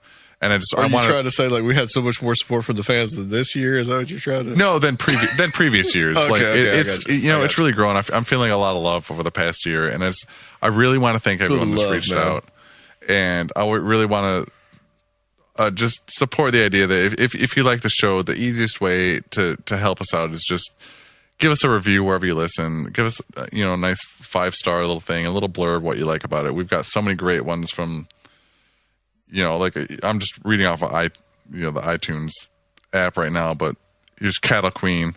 Love the show. Adam and friends are funny, entertaining, and talk about stuff I like to think about. They see the world as a spiritual, puzzling place and try to understand it. Hey. Exactly. Is that a 5-star review? Yeah. Great. Some good feel-good stuff there. Yeah, and there's a lot of them. Recap Kid. Great podcast. I stumbled across your podcast on Spreaker. Now I find myself going back and listening to all your available shows. You guys cover a huge amount of topics, something for everyone. Una Starhawk, great show. 5 stars. Yeah. Thanks, Una. And that costs you nothing to... Exactly. And it takes 30 seconds. Right. And it's just, there's been so many, I can't read all of them over the past year, but never ever boring. The hosts, Adam, Rob, and this must have been before your time, Sir Fail. Adam, Rob, and Luke do a great job interviewing guests and keeping the show fresh and relevant. They manage to take extremely curious topics and present them in a way that combine intelligence and a healthy dose of humor. Oh, here's my favorite. It's insane with a Y. Indeed, Super Indeed Trooper it is. 3354. In the membrane. Words that describe Conspiranormal. Brilliant, insightful, casual, easy to listen to, fresh, incisive, even when rarely not awesome, is yet somehow still awesome. All right. Yeah, just a lot of support, a lot of love, and we really appreciate it. That's my favorite, is just to look through and see that we're reaching people and that people enjoy what we're doing. Yeah. And we haven't gotten any review since November. And that's true. I know that, I'm as guilty of it as anybody. But it does help us to go in and rate. And you can actually rate without leaving a review. But it's cool to see like what people think about the show and if all that. If you have any kind of minor qualms, there's so many different ways to reach us. You can message us on Facebook, conspiranormal@gmail.com. If you want to send a lengthy email, we read all of it. We really take it all to heart. We do want to know what you guys think. We want to make the show better for you guys. You're the listeners. You're the ones we do this for. So, And there was one of those reviews that ended with, "Where the hell is Luke?" So there was a sighting last night. There was a sighting last night. We want to give a Luke update. Sir Fiel, you tell the story best. Yes, I will let Sir Fiel tell this story. Luke had a mystical experience last night. Yeah, so, well, he was showing it to you first. Luke was attempting to film one of these bands that we were watching last night. And, something was going on with his camera. He had it turned to the side to get the wide view, but he wasn't seeing the same image that he was videoing on the stage versus what was on his screen. And he was like perplexed, just started looking at us, and I was off to the side. He was talking to Adam and like, what the hell, man? It's something else. And I'm like, what? And I walk over there and look, and he's like, man, it's a different show. And so he thought he was filming a different band on a different stage through space and time. Yeah. Yes, So somehow his cell yes. phone was maybe connected to another cell phone, or his alternate stage, alternate universe that was coming through. But I had to point out to him that unfortunately it was just on the front view. Yeah. And it was actually filming behind him. There's some lights behind him over by the bar that appeared that it could be a stage. I will point that out, that the bar in this place we were at is not really much of a bar. It's more of a little stand. So he's like, it's a different show. So it looks like it's a stage, and it's like, and there weren't as many people obviously by the bar as there were when the band was playing. So yeah, Good example of having why it's good to have a healthy level of skepticism at all times. but Luke looked like, it's a different show. I don't know what's going on. What's happening right now. He was freaking out. Yeah. He was a little inebriated, but Yes, just slightly. All right, Rob. Well, we glad that we're here tonight in good old Studio A. Yes, sir. I think we're gonna miss you the next few episodes. Yeah, Something I'm gonna like be that. off for a little while. I got a lot of stuff going on with the band, Cobra Kai 80s party band. Yeah, If you're in the Nashville area, we're playing February 1st this will be up at that Shooters week. in Yeah. Hermitage. Yeah. And we're playing February 8th at the End downtown. Everybody knows where the End is. Come out and see us. We're opening up for a band called Trace Hombres. They're a ZZ Top band. I was about to say that's ZZ Top album, right? Yeah, they're a ZZ Top cover band. And then headlining the show is a Thin Lizzy cover band. It's going to be a great night. Should have included the Journey cover band in there too. Oh. If you'd known about them at the time. So yeah, come out and check them out. These guys, they do a really good job with the 80s cover bands. And what was it? Jeff had his guitar, Oh, Thunderstruck. Thunderstruck. Yeah. It's an Explorer. It's pretty dope. All right. Well, next episode, we're going to have Tim Swartz on, and we are going to be talking about one of our favorite subjects and getting a little bit more in depth. I also want to talk with Tim a little bit about some other subjects, but the main thing we're going to talk about is Jeff the Talking Mongoose. Nice. And I'm really looking forward to this one. Tim is also the other co-host, the other part of the Tim Buckley's program on the KCOR radio network. So looking forward to talking to him. And so we got some great shows lined up for you the next few weeks. And we are rapidly approaching episode 250. Yes, we are. And starting to getting that put together. That's going to be more probably like a round table episode, I think, not necessarily like in studio, but over the phone with a few guys. Rob, if you could tell everybody where they can find us and find our Patreon if they would like to support the show. Yeah, we've got a lot of support out there, but every little bit helps. You know, it costs a lot of money to do what we do, and we do it out of the kindness of our heart and because we love to do this. But web hosting and all that, it all costs money, and we appreciate all of you guys out there. If you want to contribute to the show, you can do that at patreon.com/conspiranormal. There's different tiers. We got a lot of bonus episodes up there. There's some Conspiranormal wallpapers. We still have t-shirts for that tier. If you want to help support the show, but you don't want to spend any money doing that, a great way to do that, like I said before, is just a 5-star review wherever you listen. Just tell your friends about us, help share the love, spread us on social media. like us on Facebook, that kind of thing. It all helps. So thank you to all of you that are already supporting. Something that we've talked about on this show before, but we haven't gone into like too terrible much of detail on it, and that's Jeff the Talking Mongoose. And this is an interesting case, but I kind of want to touch on some other of the poltergeist cases that you talk about in this book. But first of all, dude, we've never had you on the show. Welcome to Conspiranormal, by the way. Thank you. I just want to kind of get your background and how you kind of got involved with all this kind of weird stuff, the Forteana or whatnot, and kind of like how you started like your whole association with the other Tim, Mr. Beckley. Well, I was kind of drugged kicking and screaming into the whole thing. And I'm sure that if you've asked this question of other guests, a majority of them will say, oh, well, I was a kid and always interested in weird stuff. Well, when I was a kid, I was more interested in, say, like, basketball or car racing, born and raised in Indiana. So, the Indianapolis 500 was always, my main interest. I enjoyed, like science, especially say like astronomy and science fiction. I did like, say like, science fiction movies and things like that. But, it was about, it was in third grade.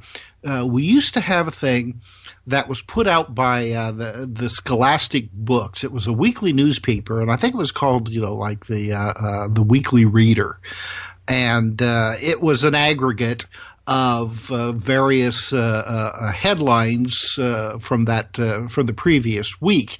And, it'd be distributed free to, all the classrooms. And our teacher would give us an assignment.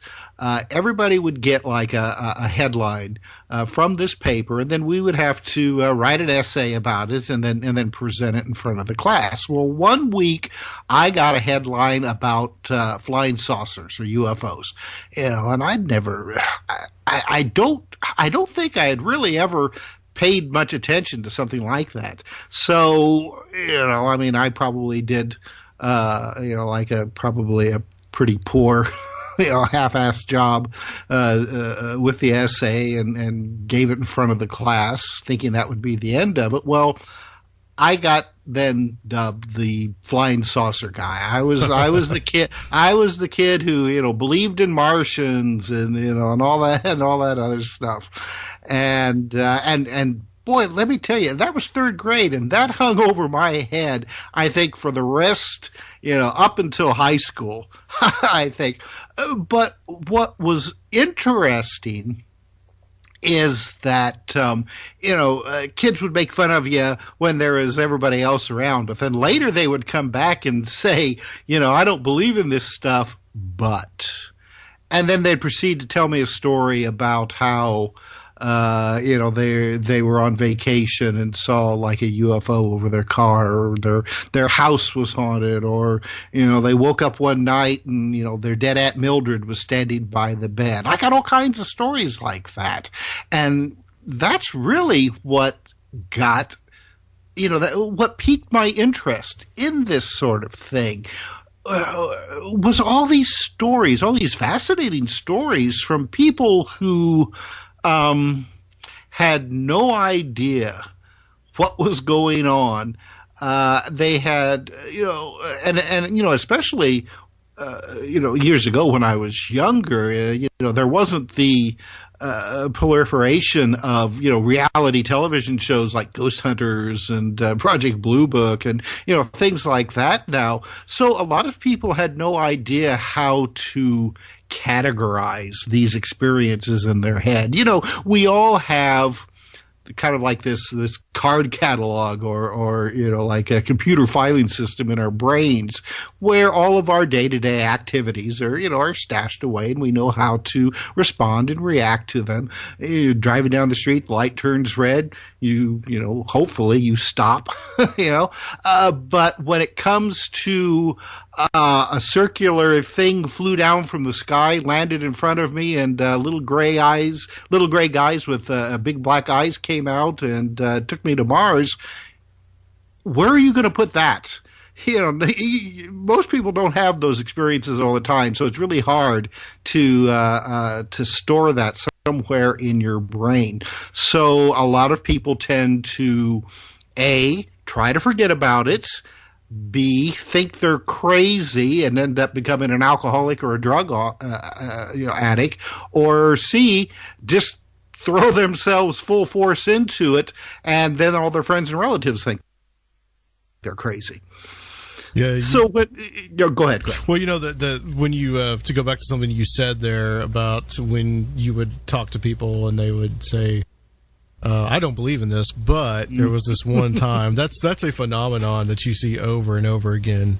There's something weird and psychological about that, and that people put kind of like this barrier, but they're willing to accept of. I had this weird thing happen, but I don't know what it means. Which maybe is a healthy attitude, I don't know, but it's an interesting phenomenon because I've had that happen to me several times now, since people know that I'm kind of into all these weird kind of subjects, and they'll say the exact same thing. Right. Like, I don't really believe that, but I saw a UFO one time, and like I've never seen a UFO, and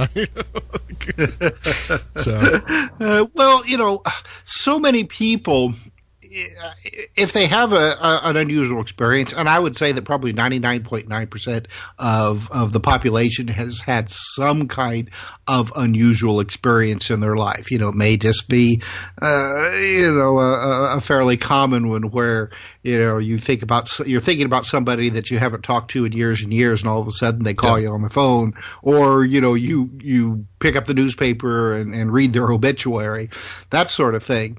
But a lot of people will just kind of ignore it.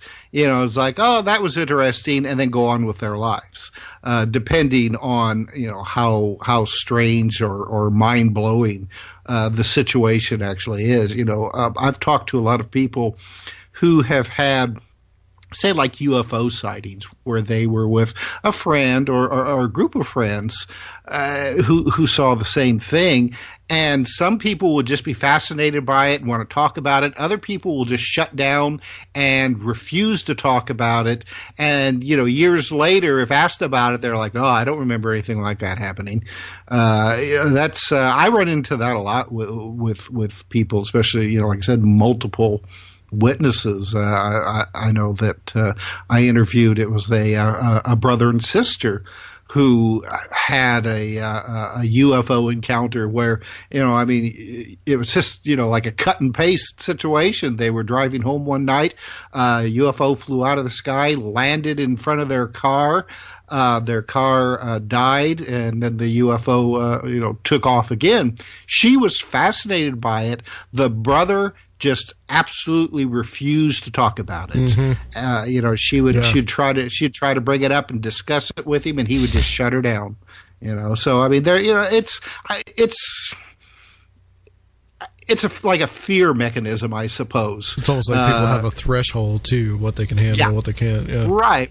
And if you can't deal with it, then you don't think about it. You don't discuss it. It didn't happen. And so, I mean, a lot of these people then who have come to me to tell me their stories, they're not interested in getting publicity. They don't want me to write, talk about them in a book or anything like that. They just want somebody to listen to them who isn't going to laugh at them, who isn't going to tell them that they're crazy or make fun of them. They just want someone to listen to them and acknowledge that they had this event and not judge them. And so many people, after they tell me their story, they'll walk away and you can see where it's like this weight has been lifted off their chest, because, I would say to them, that's really interesting. There's been a lot of people who have, had the very same kind of experience, and no, you're not crazy. And sometimes that's all a person needs to hear. Yeah, that's true. You're right about that. The kind of like that validation that this happened to you, and that you're not crazy. It happens to other people, and weird stuff happens, and that's it basically.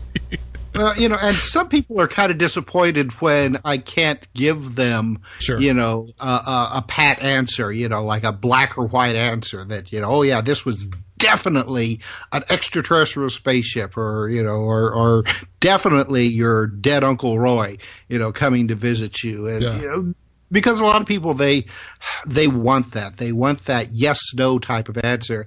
And face it, with this kind of stuff, that's not going to happen. It's such a gray area all the way around. And that's what I tell people. I say, I can't give you a pat answer.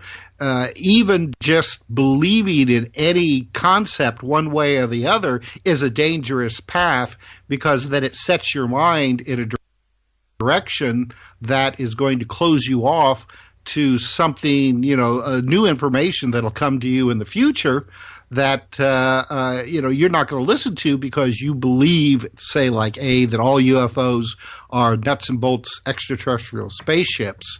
And then, you're going to be closed down to any kind of new information that may come to you. Yeah. So, you get you and also Mr. Beckley there. You guys are right up my alley as far as like the non-ETH explanation for UFOs. I mean, I know that Tim, he had a long association with John Keel, and it's hard to not be around that guy and to say that there's something physical about this. Did you ever do any work for like MUFON or any like the organized UFO groups? Or are you just more like kind of your own studies? Yeah, I mostly have just been on my own. I've never really been, the type of guy that wants to be part of an organization or something like that. Now, I have contributed, my investigations over the years to various places, like MUFON or CUFOS or places like that. But most of the time, because when people come to me, they know that I'm going to take down their information, but I'm not going to, like reveal names or things like that, which, that bugs a lot of these, organizations, because, they want names and ages and addresses and things like that, which is going to prevent a lot of people from talking about their experiences. And, even though I have their names and stuff in my files, I always promise them that I'm not going to release them, which kind of invalidates my research to a lot of people, because I don't offer up these names. But I don't care. I'm not after this kind of stuff to make those kinds of presentations or validations. I'm more interested in, the human experience of what has happened to them, because really, ultimately, that's all we have. All we have is these reports from the people, unless somebody actually will come to me, towing a flying saucer or ghost in a jar or something like that, which hasn't happened yet so far, as far as I know, then all we have is these, individuals and their reports and their experiences. So, I'm very cautious about, revealing the names and associations with these kinds of reports. Sure. Well, let's get to this talking mongoose. It's such a funny thing, the Jeff, the way Jeff is spelled, GEF. But it kind of is a serious case in many ways. I mean, it's to me, reading through it in this book, it reminded me of a local case here. We're in Nashville, Tennessee. So you can imagine we're not too far from the Bell Witch. I mean, that's a big part of like Tennessee folklore. Right. We grew up hearing about that over and over again, and especially around here in Nashville. I mean, it's a big thing. But there's a lot of similarities between that case and Jeff, and in mostly the way it's similar is like the vocals, but I found it interesting in the book that, and we'll get to like kind of the outline of the case and what happened, but just to throw this question out, could you consider Jeff a poltergeist? You know, that's a good question, because there are a lot of aspects to what happened to the Irvings concerning Jeff that are very poltergeist-like. You had the 12-year-old daughter, which, a majority of the times, not all the times, but the majority of the times with a poltergeist case, you will have a teenage girl, though, there have been, teenage boys involved as well.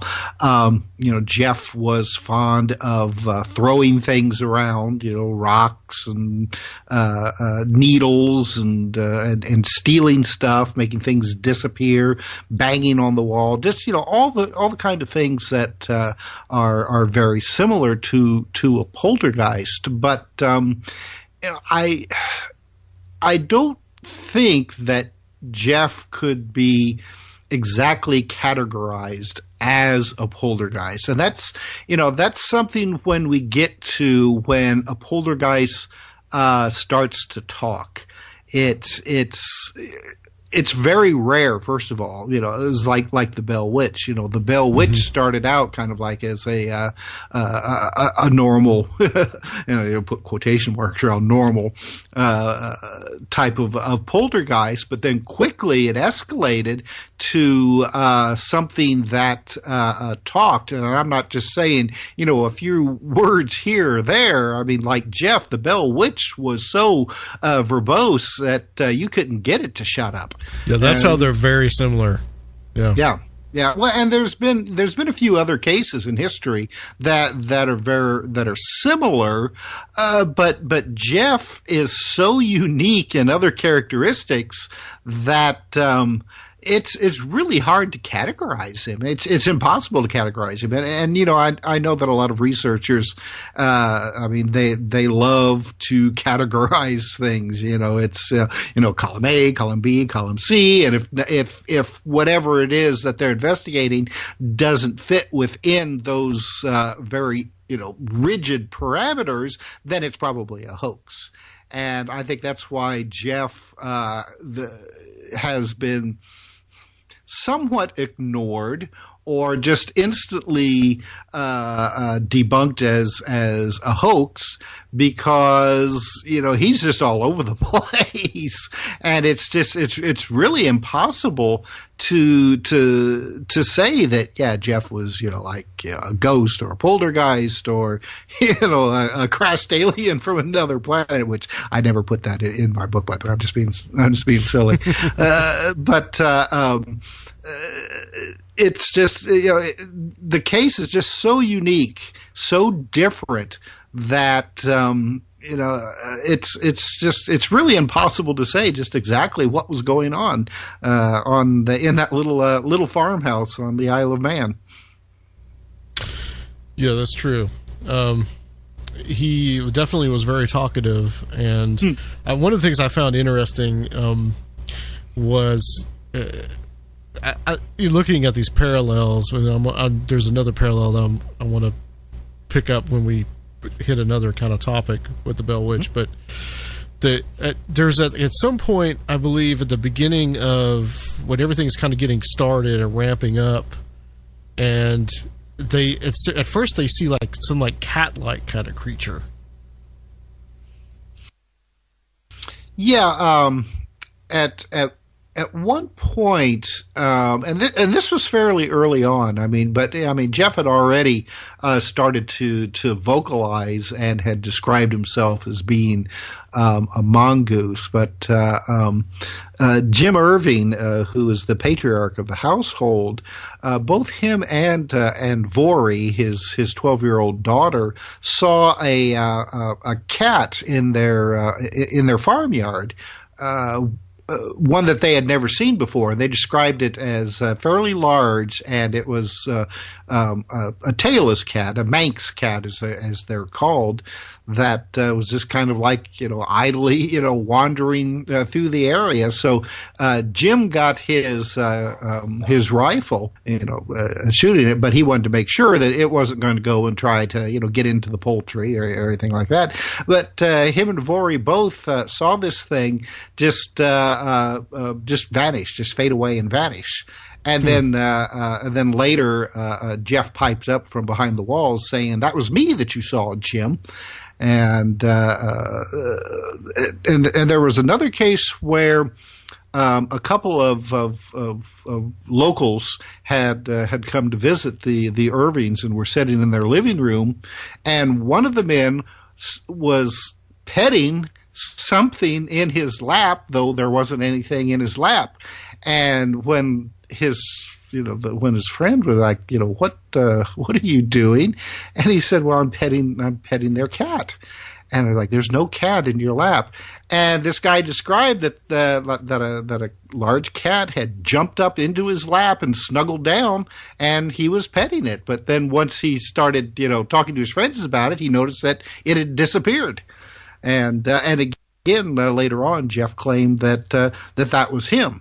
And again, that's one of the strange characteristics about Jeff, who this thing claimed that it was a physical creature and not a ghost or anything like that. Yet it would do things like that. It could appear and disappear. It could change its shape, apparently, and do other types of paranormal types, of phenomena.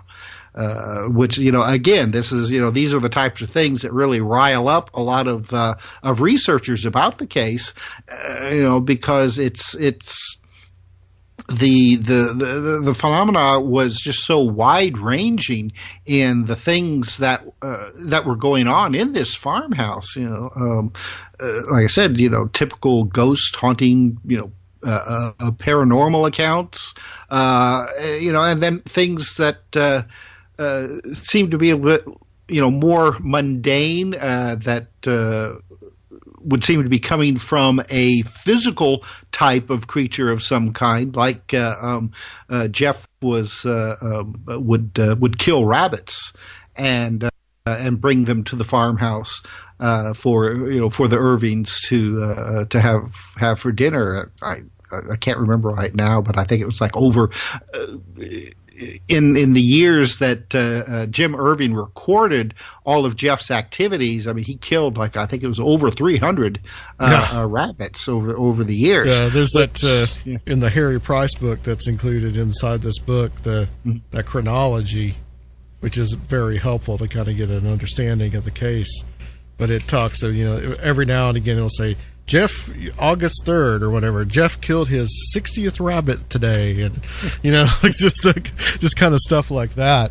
And I found it interesting too that, and the one thing that I had never heard about the case was that I don't know, what is the plural of mongoose? Is it mongoose? I don't or is it mongoose?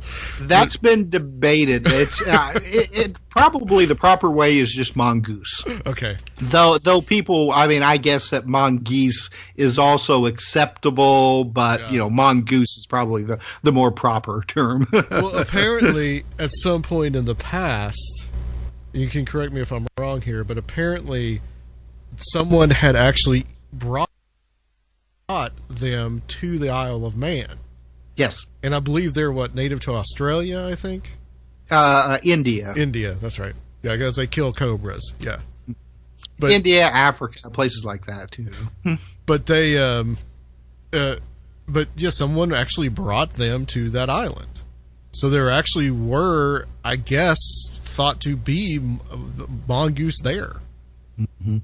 The unusual thing about that is that Jeff had claimed to the Irvings that he had been born in India, like in the 1850s, and had lived there for a while, but then had been captured with others and brought to the island by a farmer who set them loose in order to kill rabbits, which I guess at that time the rabbit population had kind of gotten out of control.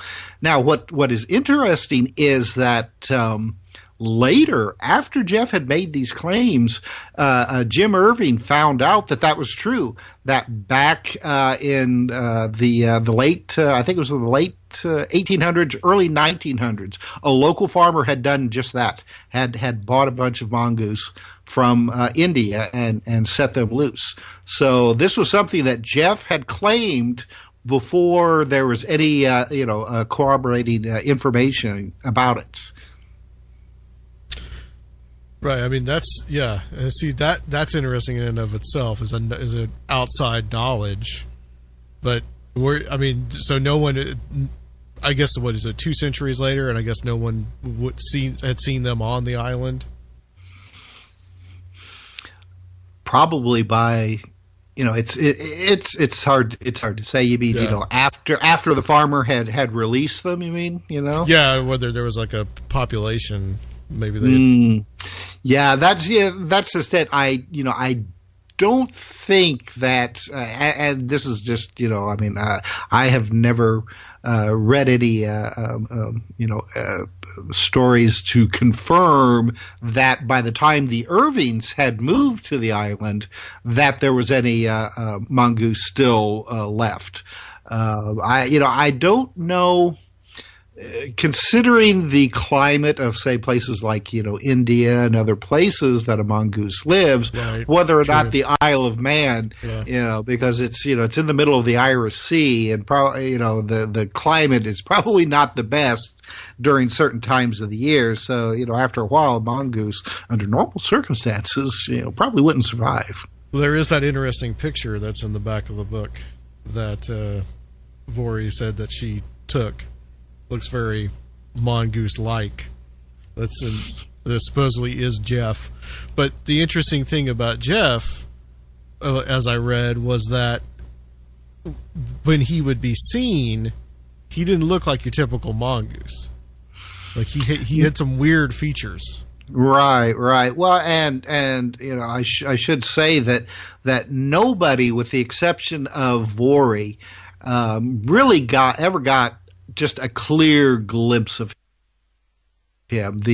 Both Jim Irving and his wife Margaret would catch glimpses of him every now and then. Especially he would run across the beams, in the ceiling. In the living room especially, but all they would catch would be like this kind of like this small yellow furry thing that would just dash, from one place to the other. Vori got some a few better glimpses of him, especially she claimed when she was trying to get those pictures. The paranormal researcher Harry Price actually sent them a camera to do this, and she took a number of photographs under several different situations, and the ones that we printed in the book were considered the best. Though a lot of skeptics naturally think that they're hoax, that could have been like a stuffed toy or maybe even a rabbit pelt, since Jeff was so fond of killing rabbits that Vori had faked it using a rabbit pelts. It's so much time has passed that it's really hard to determine exactly what was going on. I mean, we do know that there was fur samples. Jeff allegedly had left behind samples of his fur to be sent to be analyzed, but this fur turned out to be from their dog Mona. They had a sheepdog named Mona, and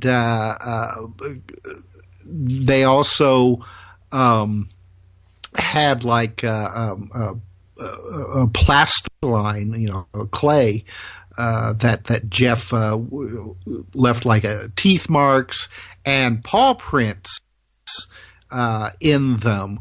But these paw prints, both his front and back feet, were just so wildly inconsistent with anything that we, currently know about any kind of animal, that nobody could really say if they were actual animal prints or a hoax or what they were. It's you had said earlier that some of the physical characteristics of Jeff were just really bizarre. He was about 9-10 inches long, with kind of like a long, fluffy tail, kind of a yellowish, brownish yellow in color, but that he, instead of having regular paws like a mongoose would have, he had more like tiny hands with fingers on them. And in fact, we have a photograph in the book that shows Jim Irving pointing at a section of the wall to what looks to be like little white, almost like doll-like hands coming around the edge of the paneling. And Jeff would use these hands allegedly to he was able to open doors, grasp things. I mean, they're almost like monkey hands or something like that, prehensile, and do a lot of the things that supposedly a normal animal, not a primate type of animal, but whatever a mongoose is, would not be able to do. Yet Jeff would use these hands just to get into all kinds of mischief. Yeah, that is interesting. It's almost like it's such a weird world. Let me tell you. So basically, you have, I think it's three. You have Vori, who's the girl, mm-hmm. and you said that she was 12 when it started, and then, yes, I think John was the name. I don't remember the wife's name. James Irving, and then his wife was Margaret. Okay, so it's basically three people. Yes, and they're kind of isolated, and so there has been some speculation that this could have been a hoax. Well, of course. Yeah. Is there any? What's the what is? Does that hold up, or is it much more complicated? Well, again, it is. I think it's a lot more complicated, and I have to say that thanks to Timothy Green Beckley, who was able to get a hold of the of Harry Price's book, The Haunting at Cashin's Gap, which was his investigation of the Jeff case. It was printed in 1936. It only sold about 400 copies, and then it just rapidly, it just disappeared. And the book has been out of print and really difficult to find all these years. Tim Beckley was able to find somebody who had a copy and was able to get us the interior text and photographs. So we were able to learn a lot more about this case, information that hasn't been seen in years. But I guess one of the main things that people accuse the Irvings of hoaxing was that Vori was a ventriloquist and was able to fake all this. In fact, her kids that went to school with her said that she could throw her voice and make it sound like it was coming from like across the room or up a hill or coming from behind a door and things like that, which is just that's really impossible unless people were just really unobservant and dumb, which I don't believe. People used to believe that a ventriloquist could throw their voice, that they had learned an ability to actually make their voice sound like that it was coming from far away. Now we know it's a matter of distraction. That's why a ventriloquist has a dummy.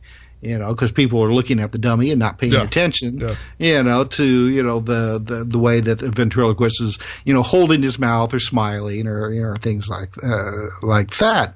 So, when people are saying that Vorey was this, genius ventriloquist, I think that there's this kind of like grasping at straws for some kind of explanation. Vorey herself, now, years later, when she was 52 in 1970, a writer from Fate magazine actually tracked her down and got her to talk to him.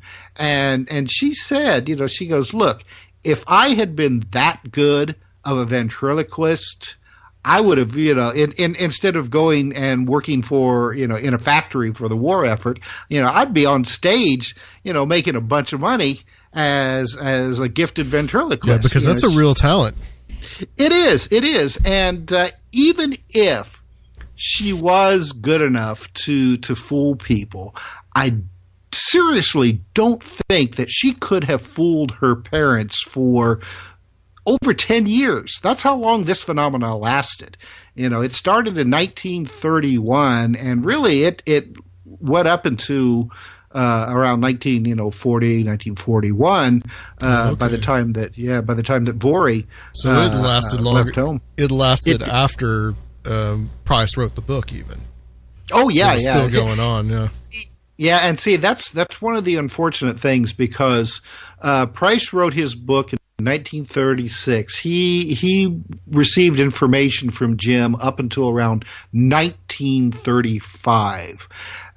We've got there's a little bit more information that came from the paranormal investigator Dr. Nandor Fodor, who went to and spent a week with the Irvings in 1936. But anything that happened after that point, we have no idea, what went on. And in fact, there are a lot of frustrating gaps, in the information that we have about this case. We don't really have a lot of information from, say, like Margaret, the Vorey's mom and Jim's wife, a viewpoint, even though Jeff seemed to be very fond of Margaret and talked to her quite often. In fact, Margaret claimed that she managed to touch Jeff a couple of times and stroke his fur and things like that. So the idea that Vorey managed all those years to hoax her parents with, somehow, throwing her voice or acting like a ventriloquist or doing all these things for that amount of time, it's just, to me, that's just really ridiculous. I mean, I have a 12-year-old daughter, and if she tried something like that, it's you would know it. and the Irvings, I mean, they did not just fall off the parent wagon, when they had Vorey. They were older. I mean, Jim was in his late 50s when Vorey was born, and when all this was going on, he was already in his early 60s. They had already had 2 children before Vorey that were adults and had moved away. The Irvings had previously lived in Liverpool in England, and then kind of as a form of retirement, Jim had bought this farm on the Isle of Man, thinking he was going to be a gentleman farmer and have the hired hands do all the work. So by the time that they moved to Cashin's Gap, their 2 oldest children had already moved back to England and started having families of their own. So I don't think that these parents could have been that easily fooled if Vorey was performing some kind of elaborate hoax all of these years. I mean, she would have been caught very, very quickly. I'm positive of it. The ventriloquist explanation, there's a parallel also to the Enfield case in that too. because they said that was pretty much ventriloquism. And the whole thing with in the infill case of Janet making that voice, I've heard people have just written that off, but I've heard those recordings of her, and I do not see how that girl could have made that voice. Well, some people have pointed out that that she was using, and they did audio test to show where that voice was coming from, and it was coming from what was called the false vocal cords, which I guess are like folds in the esophagus just above the larynx, and that most of the time, if you talk like that for any extended period, you're gonna have a sore throat for quite a long time. If she was able to do that, how was she able to do that, though? Because they went as far as to tape her mouth, fill her mouth with water, tape it shut, yet the voice still talked. There's a video that's on YouTube now. You can find it. That it was a documentary film that was made at the time, at the height of the haunting, where they were talking to the two girls, Janet and her sister, and the voice starts talking, and you can see Janet. I mean, she's smiling, but her mouth is closed. The voice is talking, and you can see though that her throat is moving as this voice is coming out. But the way that it is talking, the way it is articulating, I think it would be extremely difficult for anybody, even a trained ventriloquist, to pull that off for any extended period of time. Which she was able to do. I guess the investigators, they had 3 hours worth of recording at one point where this voice was just talking away, and with Janet being the focal point of it. So I speculated in the book that this could be a similar situation, with Vori, if Jeff was not, say, an independent entity, or if it was an independent entity, somehow it was using her to vocalize. It's there were times when Vori wasn't around, yet Jeff persisted in talking. Again, these are just speculations on my part and other researchers, part, because, like I said, this happened, in the 1930s. All of the participants are dead now. So, that's all we have. We just have the written reports. Unfortunately, we can't go and interview, those that were involved with this. I think it is possible that Vori, much like the girls in the infill case, that she may have faked some things, because it seems that in the infill case that the girls were they really got because that became a huge case, and you had had a lot of pressure to perform for the cameras, and I think maybe that could have happened with Vori too, or maybe she made some things up that to kind of keep the case going, almost like it's priming the pump, and the energy builds up, and then something real then happens. And I think it's very possible that in both instances, the girls are really the prime focus for whatever these entities were. Considering practically every investigated poltergeist case, there will be some attempt at hoaxing, especially by the kids that are involved with this case. It wouldn't surprise me if Vori wasn't involved at some point or another. with hoaxing. I mean, just considering every other case that's happened, but to say that she was sorely responsible for everything that happened, I think is really just just trying to whitewash everything for an easy explanation, and I mean that's it's like I said earlier, people want easy explanations for things. They want black and white. Yes, this actually happened. No, it did not. And I think that I think it's kind of a little bit from column A and a little bit from column B. I think that it did actually happen, but that Vori probably especially early on may have hoaxed some things. Now she years later during that interview for Fate magazine, she said that everything that happened, that was reported on, that we talked about, actually happened. But she said that she wished that it hadn't. She said that it just really ruined her life. She said that she really had to keep a very low profile over the years because of this. She felt it was a stigma. That how would people react if they found out that I was that girl who had the talking mongoose in my house.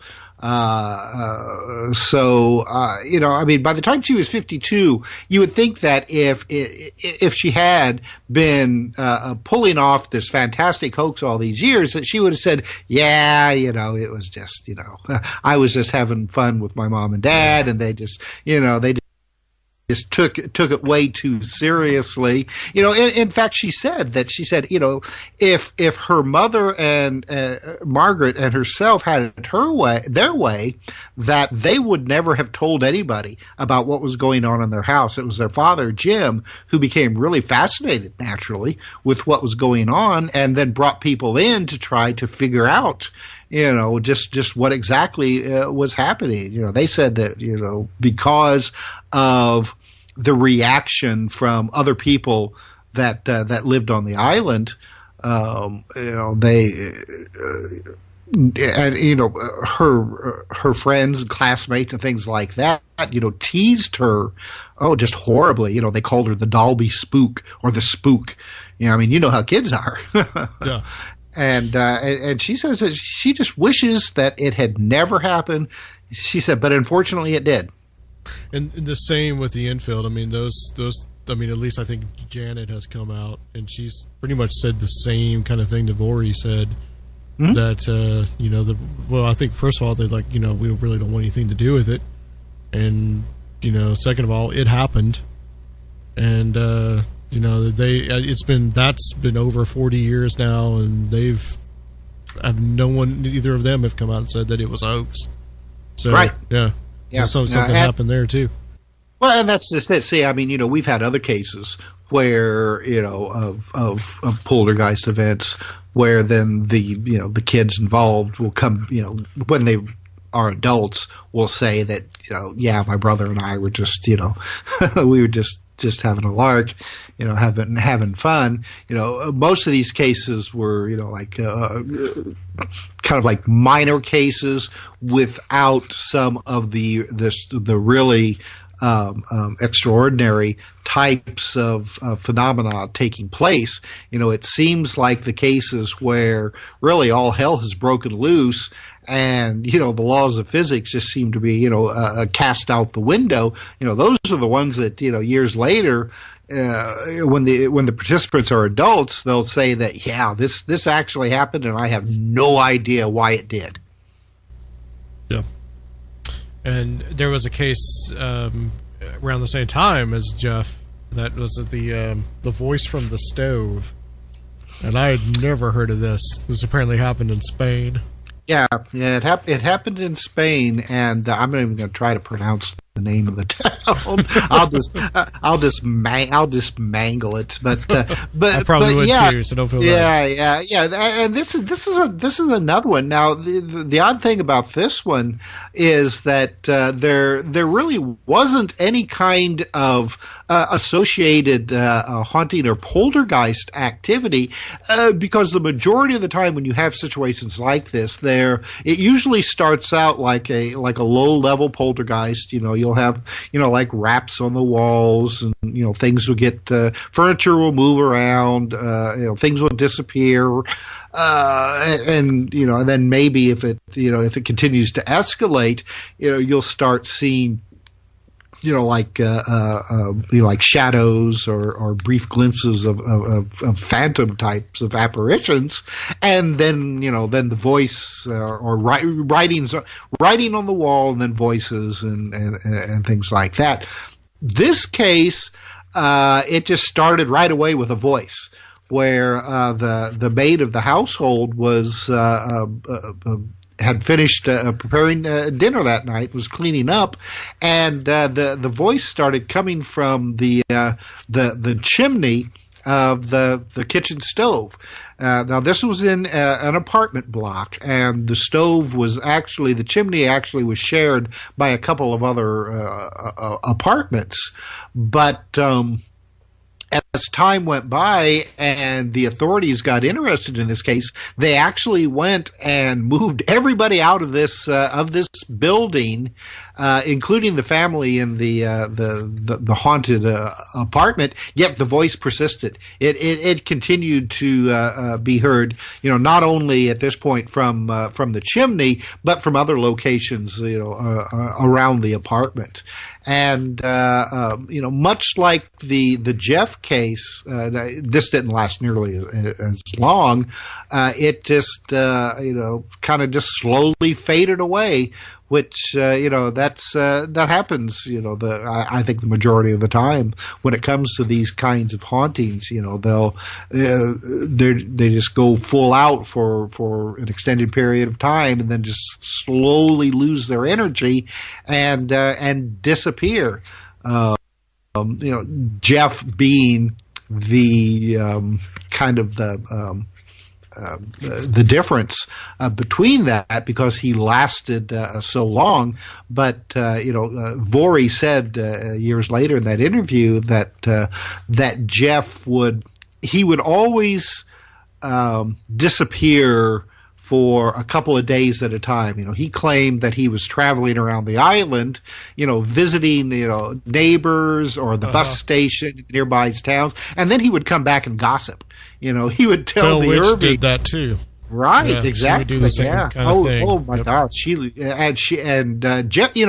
It was the same way with Jeff. He would reveal neighbors' innermost secrets, which did not endear the Irvings to the to the other, much like the Bell Witch. Yeah. There's a very trickster-like quality to these. Very things. much, yeah, very much so. But Vorey said that as time went on, Jeff would be gone longer and longer, to the point where he just never came back.